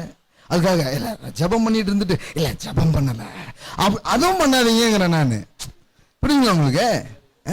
சிலட்ட வந்து நீங்கள் நல்லா பண்ணீங்க, அவ்வளோவா நல்லா பண்ணு, நல்லா பண்ணீங்கன்னு சொன்னேன். இப்போ என்ன எனக்கு நல்லா இருந்துச்சுங்க, அந்த பாராட்டை வாங்கிக்குவாங்க, தேங்க்ஸுங்க அப்படின்னு சொல்லுங்க. சில வந்து அப்படிலாம் வந்து நான் வந்து அவ்வளோ ஏன் அப்படி எழுதிங்க, நீங்கள் ரிசீவ் பண்ணுங்க, அதை ஏற்றுக்கோங்க. அப்படிங்களா தேங்க்ஸ் அப்படின்னு சொல்லுங்க. அவர் உண்மையாக சொன்னாரும் அவர் மூஞ்ச பார்த்தீங்கன்னா தெரிஞ்சிடும். தேங்க்ஸ் அப்படின்னு பாருங்க, அவருக்கு ஒரு மாதிரி ஆகிடும். இதெல்லாம் இந்த ஆட்களோட பழக பழக பழக பழக உங்களுக்குள்ள நடக்கிற காரியங்கள் பாருங்க. நான் அடிக்கடி சொல்லுவேன், நான் விரும்பி வாசிக்கும் ஒரு புத்தகம் மனிதன், அதை எழுதியவர் தேவன். இது கொஞ்சம் கவிஞர்களுக்கு தான் தெரியும்.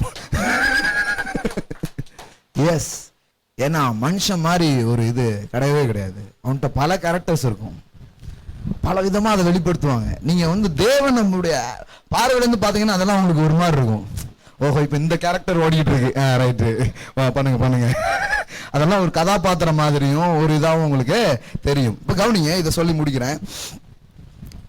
இந்த உறவுகள்ங்கிறதுக்குள்ள போகும்போது உள்ள என்ன இருக்குங்கிறது என்ன பண்ண ஆரம்பிக்கும், தெரியல ஆரம்பிக்கும் அப்படின்னு சொன்னேன். பொய்யை ஏன் கலைய சொல்லணும்? 2 ஃப்ரீடம் சொன்னேன். ஒன்னு ஃப்ரீ டு லவ், இன்னொன்னு என்ன, உண்மையை தைரியமா என்ன பண்ண முடியும், பேச முடியும். நீங்க இந்த பொய்யில வாழும்போது ஆசீர்வாதங்கள் கூட உங்களுக்கு ஆசீர்வாதங்களா இருப்பதில்லை. மறுபடியும் சொல்றேன், பொய்யை நீங்க பிராக்டிஸ் பண்ணும்போது ஆசீர்வாதங்கள் கூட ஆசீர்வாதங்களா இருக்கிறது இல்லை. இப்ப யாக்கோபு வந்து யார்கிட்ட போறான்? அவங்க அப்பா கிட்ட போறான். யாருப்பா? நான் தான் யாரு வந்திருக்கேன், ஏசா வந்திருக்கேன் அப்படின்னு சொல்லிட்டான். உடனே யாக்கோபு யாரு ஆசீர்வதிச்சா? ஈசாக்கு யாக்கோபு என்ன பண்ணிட்டான், ஆசீர்வதிச்சிட்டான். ஆசீர்வாதத்தை வாங்கிட்டான். ஒரு நாள் சரி பல ஜானிலாம் நடந்து வந்தான், 2 பரிவாரங்களை உடையவனாய் அவன் திரும்பி வந்தான். நம்ம பாட்டெல்லாம் படிக்கிறோம், உண்மை. ஆனா எல்லாரையும் அனுப்பிச்சிட்டு ஒரு இடத்துல அமைதியா உட்கார்ந்துருக்கான். யாக்கோபு எல்லாவற்றையும் அப்புறப்படுத்தி என்ன பண்ணா, அதெல்லாம் படிங்க, ரொம்ப அழகா இருக்கும். எல்லாத்தையும் அனுப்பிச்சு விட்டுட்டு அவன் மட்டும் உட்கார்றான். ஏன் தெரியுமா? They are not field. அவன் வந்து ஆசீர்வதிக்கப்பட்டதாவே இது வரைக்கும் உணரல. ஆண்டவரோட பேசிட்டு இருக்கிறான். ஆண்டவர் வராரு. என்னப்பா அப்படின்னு கேட்கிறாரு. என்னை ஆசீர்வதித்தால் ஒழிய உம்மை போக விடேன். அப்ப யோசித்து பாருங்க, நம்ம 2 பரிவாரத்தோட வந்தா அப்படி வந்தா அப்படி வந்தா எல்லாம் சொல்றோம். ஆனா அவன் பொய்ய ஆக்சஸ் பண்ணதுனால இதுவரைக்கும் அவன் ஆசீர்வதிக்கப்பட்ட உணர்வே அவனுக்கு இல்லை. என்னத்தா இருந்தாலும் என் அண்ணனுக்குரியது தானே, என் அண்ணனுக்குரியதான் எடுத்துக்கிட்டேன் அப்படிங்கிற குற்ற உணர்வுல அவன் வாழ்ந்துட்டே இருந்தான். அவன் உண்மையிலே பிளஸ் பண்ணப்பட்டதா அவன் உணரவே இல்லை. என்னை ஆசீர்வதியும் அப்படிங்கிறான். 2 பரிவாரங்களை திரும்புறதுக்கு முன்னாடி இல்ல, 2 பரிவாரங்களோடு திரும்பின ஒருத்தன் கேட்கிறான். அதனாலதான் நான் சொல்றேன், ஆசீர்வாதங்கிறது வெளியில இருக்கிற மெட்டீரியலை வச்சு தீர்மானிக்கப்படுகிற காரியம் அல்ல. இதைத்தான் நம்ம ஆளுகள் தப்பா புரிஞ்சுக்கிட்டு என்ன சொல்றாங்கன்னா, மெட்டீரியல் பிளஸிங்ஸ்லாம் பிளஸிங்ஸா அப்படின்டா. அது இல்லைங்க நான் சொல்ல வர்றது. அதை விட ஒரு மெயின் மேட்டர் இருக்கு. இப்போ அவன் என்னை ஆசீர்வதியும் கேட்ட அவன்கிட்ட ஆண்டவர் என்ன சொல்லியிருந்திருக்கணும்? அப்படியாப்பா அவனை என்ன பண்றேன், ஆசீர்வதிக்கும் சொல்லணும். அவர் என்ன பண்றாருன்னா, வாட் இஸ் யுவர் நேம்? 14 வருஷம் பின்னாடி ஓடுது. ஏன்னா அப்பா இதே கேள்விதான் கேட்டாரு. யாருப்பா? நான் யாரு? ஏசா. இது 14 வருஷ கதை ஓடுது. உன் பெயர் என்ன?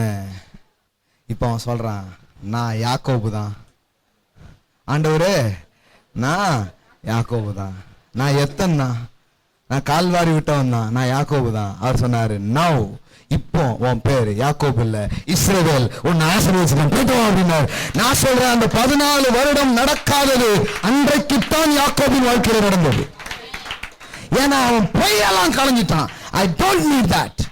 இப்படி வந்த இது எனக்கு தேவையில்லை. இந்த விதம், ஏன்னா அது அவனுக்குள்ள அந்த உணர்வு தேவையில்லை. இப்பதான் முறையா அவன் ஆசீர்வதிக்கப்பட்டேன் என்கிற உணர்வோடு அவன் போறான். ஏன்னா இது ரியல் வேலை அவனுக்கு நடந்த ஒன்று. அதனாலதான் வேதாசனம் சொல்லுது, இதை களைஞ்சிடு, தைரியமா வா. நீ யாக்கோபா இருந்தாலும் உன்னை ஆசீர்வதிக்கிற ஒருத்தர் இருக்கிறாரு. அவர் உன்னை மாத்துவார், அவர் உன்னை தொடுவார். ஆனா இந்த பொய், இந்த மூடி போட்டு வேலை பண்ணும்போது சக்சஸ் நடக்காதுன்னு நான் சொல்லல. நல்லாவே நிறைய நேரத்தில் நடக்கலாம். ஆனா ஒரு நாளும் ஒரு சக்சஸ்ஃபுல் பர்சனா அவங்கள நீங்க உணர மாட்டீங்க. ஏன்னா ஒரு குறிப்பிட்ட காலத்துக்கு அப்புறம் எல்லாருக்கும் அன்னைக்கு உங்களுக்கு ஞாபகங்கள் தான் ஆசீர்வாதங்களாக இருக்கும். ஆனால் எந்த நல்ல ஞாபகங்களும் இருக்காது. Memory is the blessings. ஆனா அன்னைக்கு நீங்க உட்கார்ந்து யோசித்தா எந்த நல்ல மெமரியும் இருக்காது, எல்லாம் பேட் மெமரிஸ் தான் இருக்கும். அதனால பாருங்க, லைஃப்ல ஒவ்வொரு காரியமும் மெமரியா மாறப்போகுது, ஞாபகங்களாக அது இருக்க போகிறது. நான் தவறான ஞாபகங்களுக்கு என் வாழ்க்கையை தரப்போறது இல்லைங்கன்னா வாழ்க்கை ஃபுல்லா நல்ல ஞாபகங்களால் நிறைந்திருக்க ஆரம்பிக்கும். முதிர் வயது கூட சிலருக்கு எப்போது இன்பமா இருக்க போகிறது தெரியுமா? ஏன்னா குட் மெமரிஸ். வா, I'm a blessed man, நான் ஆசீர்வதிக்கப்பட்டிருக்கிறேன் அப்படிங்கிற எண்ணம் அங்கு வருது பாருங்க. இதனால நீ ஏமாத்தப்பட்டிருக்கலாம், தப்பு பண்ணியிருக்கலாம், அதெல்லாம் நினைச்சிட்டீங்கன்னு நான் சொல்ல. அதெல்லாத்திலிருந்து உங்களை ஆண்டவர் விடுதலை ஆக்குகிறார். அல்லேலூயா. ஆனா இப்பவும் கூட அவன் ஆண்டவரை சந்திச்சு மறுபடியும் அவன் தன்னுடைய பேரை சொல்றான். நான் யாரு? யாக்கோபு. நான் எத்தன். ஆண்டவர் சொன்னாரு, நீ யாக்கோபு கிடையாது, நீ யாரு? இஸ்ரவேல் அப்படின்னு சொல்லி அவன் என்ன பண்றாரு சொல்றாரு. சரி, ஒரே ஒரு வசனம், மத்தேயு 18:18. பூலோகத்திலே நீங்கள் எவைகளை கட்டுவீர்களோ அவைகள் பரலோகத்திலும் கட்டப்பட்டிருக்கும். பூலோகத்திலே எதை கட்டவிழ்க்கிறீர்களோ அது பரலோகத்திலும் கட்டவிழ்க்கப்பட்டிருக்கும். ஓகே, இது இந்த கட்டவது கட்டவிழ்ப்பது இதெல்லாம் இதுல வருது. இது பொதுவா எதுக்கு யூஸ் பண்ணுவோம்னா, பிசாசே உன்னை கட்டுகிறேன், வியாதியை உன்னை நான் கட்டுகிறேன் அப்படிங்கிறதுக்கு யூஸ் பண்ணுவோம். ஆனா இந்த இடத்துல கட்டுதல் கட்டவிழ்த்தல் அப்படிங்கிறது எந்த பின்னணியில அது சொல்லப்பட்டிருக்கு அப்படின்னு நீங்க வாசித்து பார்த்தீங்கன்னா, முன்னாடி 2 வசனமும் படிங்க, பின்னாடி 2 வசனமும் படிங்க, எல்லாமே கரெக்டா புரிஞ்சிடும். இதுதான் பைபிளை புரிஞ்சுக்கிறதுக்கான வழி. முன்னாடி 2 வசனம் படிச்சீங்கன்னு வைங்களேன், பின்னாடி 2 வசனம் படிச்சு வச்சீங்கன்னா கரெக்டா விளங்கிடும். நம்ம அதெல்லாம் பண்ணாதனால என்ன பண்ண மாட்டேங்குது, ஒண்ணுமே விளங்க மாட்டேங்குது. முன்னாடி படிங்க, என்ன போட்டிருக்குது? Relationship matter 15. உன் சகோதரர் உனக்கு விரோதமாய் குற்றம் செய்தால், சகோதரர்கள் உனக்கு விரோதமா என்ன பண்ணா, அப்ப சகோதரர்கள்லாம் என்ன பண்ண வாய்ப்பு இருக்கு? குற்றம் செய்தால். எல்லாம் சொல்லுங்க, குற்றம் செய்தால். குற்றம் நடந்தது என்ன? கட்டாயமா இந்த மாதிரி காரியங்கள்லாம் என்ன பண்ணுது, நடக்குது. அதாவது நம்ம பிராக்டிக்கலா எடுத்துட்டு பதில் சொல்லல, நம்ம பிராக்டிக்கலுக்கு என்ன பதில் வேதாகமம் பேசிட்டு இருக்குது. புரியுதுங்களா உங்களுக்கு? அதாவது பிரச்சனையின் வேரை அழகாய் காட்டிவிட்டு தேவன் தீர்வை பற்றி பேசுகிறார். உங்க காரியம் என்னன்னு தெரியாம உங்களுக்கு பதில் சொல்ல, வியாதி என்னன்னு தெரியாம அவர் மருந்து கொடுக்கல, ரொம்ப கரெக்டா சொல்றாரு. பாருங்க, உன் சகோதரன் உனக்கு விரோதமாய் குற்றம் செய்தால், அதுல யார வேணாலும் போடுங்க, பெற்றோர்கள் செய்தால், பிள்ளைகள் செய்தால். ஏன்னா உறவுகள்னாலே விரோதமா ஏதாவது என்ன பண்றாங்க? என்னங்க அமைதியா இருக்கிறீங்க? செய்றாங்களா? செய்றாங்க. ஆனா எப்படி அதை டீல் பண்ணணும்னு சொல்றாரு பாருங்க. அவனிடத்தில் போய் நீயும் அவனும் தனித்து இருக்கையில் அவன் குற்றத்தை அவனுக்கு, முதல்ல பர்சனல் கவுன்சிலிங், முதல்ல தனியா என்ன பண்ணு, கொஞ்சம் இத பற்றி பேசு. அவன்கிட்ட தனியா என்ன பண்ணு, அந்த காரியங்களை குறித்து பேசு. இந்த விஷயங்கள்லாம் என்ன ஹர்ட் பண்ணுதுன்னு சொல்லு, இதெல்லாம் எனக்கு வலிக்குன்னு சொல்லு, வலிக்கிறத வலிக்குன்னு சொல்லுங்க. புரியுதுங்களா உங்களுக்கு? உணர்ச்சிகளை வெளிப்படுத்தி நீங்கள் பேசும் பொழுது அது உண்மை என்று நம்பும் ஒரு மனப்பக்குவம் மனிதரிடம் இருக்கிறது. அதனாலதான் நான் ஒருத்தர் சிரிச்சுட்டே பேசுறதை விட கண்ணீரோடு பேசுனா நீங்க நம்பிடுவீங்க. இப்போ நான் இன்னைக்கு ஃபுல்லா சிரிச்சுட்டே பேசணும்னா, ஆனா ஒருத்தர் 5 நிமிஷம் அழுதுட்டே பேசினாரு வைங்களேன், உங்களுக்கு எது ஞாபகத்துல இருக்கும்? இவர் என்னங்க பாலசேகர் சிரிச்சுட்டே இருந்தாரு, ஆனா அவர் கண்ணீரோடு சொன்ன கதை, பாரத்தோடு அவர் பகிர்ந்து கொண்ட காரியங்கள், அது அப்படியே மனசுல எனக்கு எல்லாம் தெரியும், தெரிஞ்சுதான் நான் பண்ணிட்டு இருக்கிறேன். நான் எது எப்படி பேசணும்ட்டு, அதுக்கு அவங்களை ஏமாத்துக்காக நான் கண்ணீர் அடிக்க முடியாது. கண்ணீர் வந்தா கண்ணீர் வரும். எனக்கு யாரோ ஃபோன் பண்ணி சில விஷயம் சொன்னாங்க, ஃபோனில் அல்ல, அவங்க சொன்னதுக்கப்புறம் எனக்கு அழுகை ஆயிடுச்சு. கண்ணீர் வந்தால் கண்ணீர் வரும், அதுக்காக அப்படி கிடையாது. இது மனிதனுடைய மன காரியம் அப்படி இருக்குது. அதை தனியா பேசு, வலிக்குன்னா வலிக்குன்னு சொல்லு, நீயும் அவனும் தனித்திருக்கையில் அவன் குற்றத்தை அவனுக்கு. சிலர் என்ன பண்ணுதுன்னா வாய்ப்பு தேடிட்டே இருப்பாங்க, இவருடைய குத்தத்தை எப்படி சொல்லலான்ட்டு. கரெக்டா அந்த ஜெப நேரம்னு ஒன்று வரும் பாருங்க, அந்த நேரம் தான் கரெக்டா அன்பு தகப்பனே அந்த சகோதரருக்குள் இருக்கிற அந்த சகோதரிக்குள் இருக்கிற அந்த காரியங்களை தகப்பனே நீர் அறிவீர், இருந்தாலும் நான் கொஞ்சம் சொல்லிக்கிறேன், இதுக்கு வித விட்டா எனக்கு டைமே கிடைக்காது அப்படின்னு போடுவாங்க பாருங்க.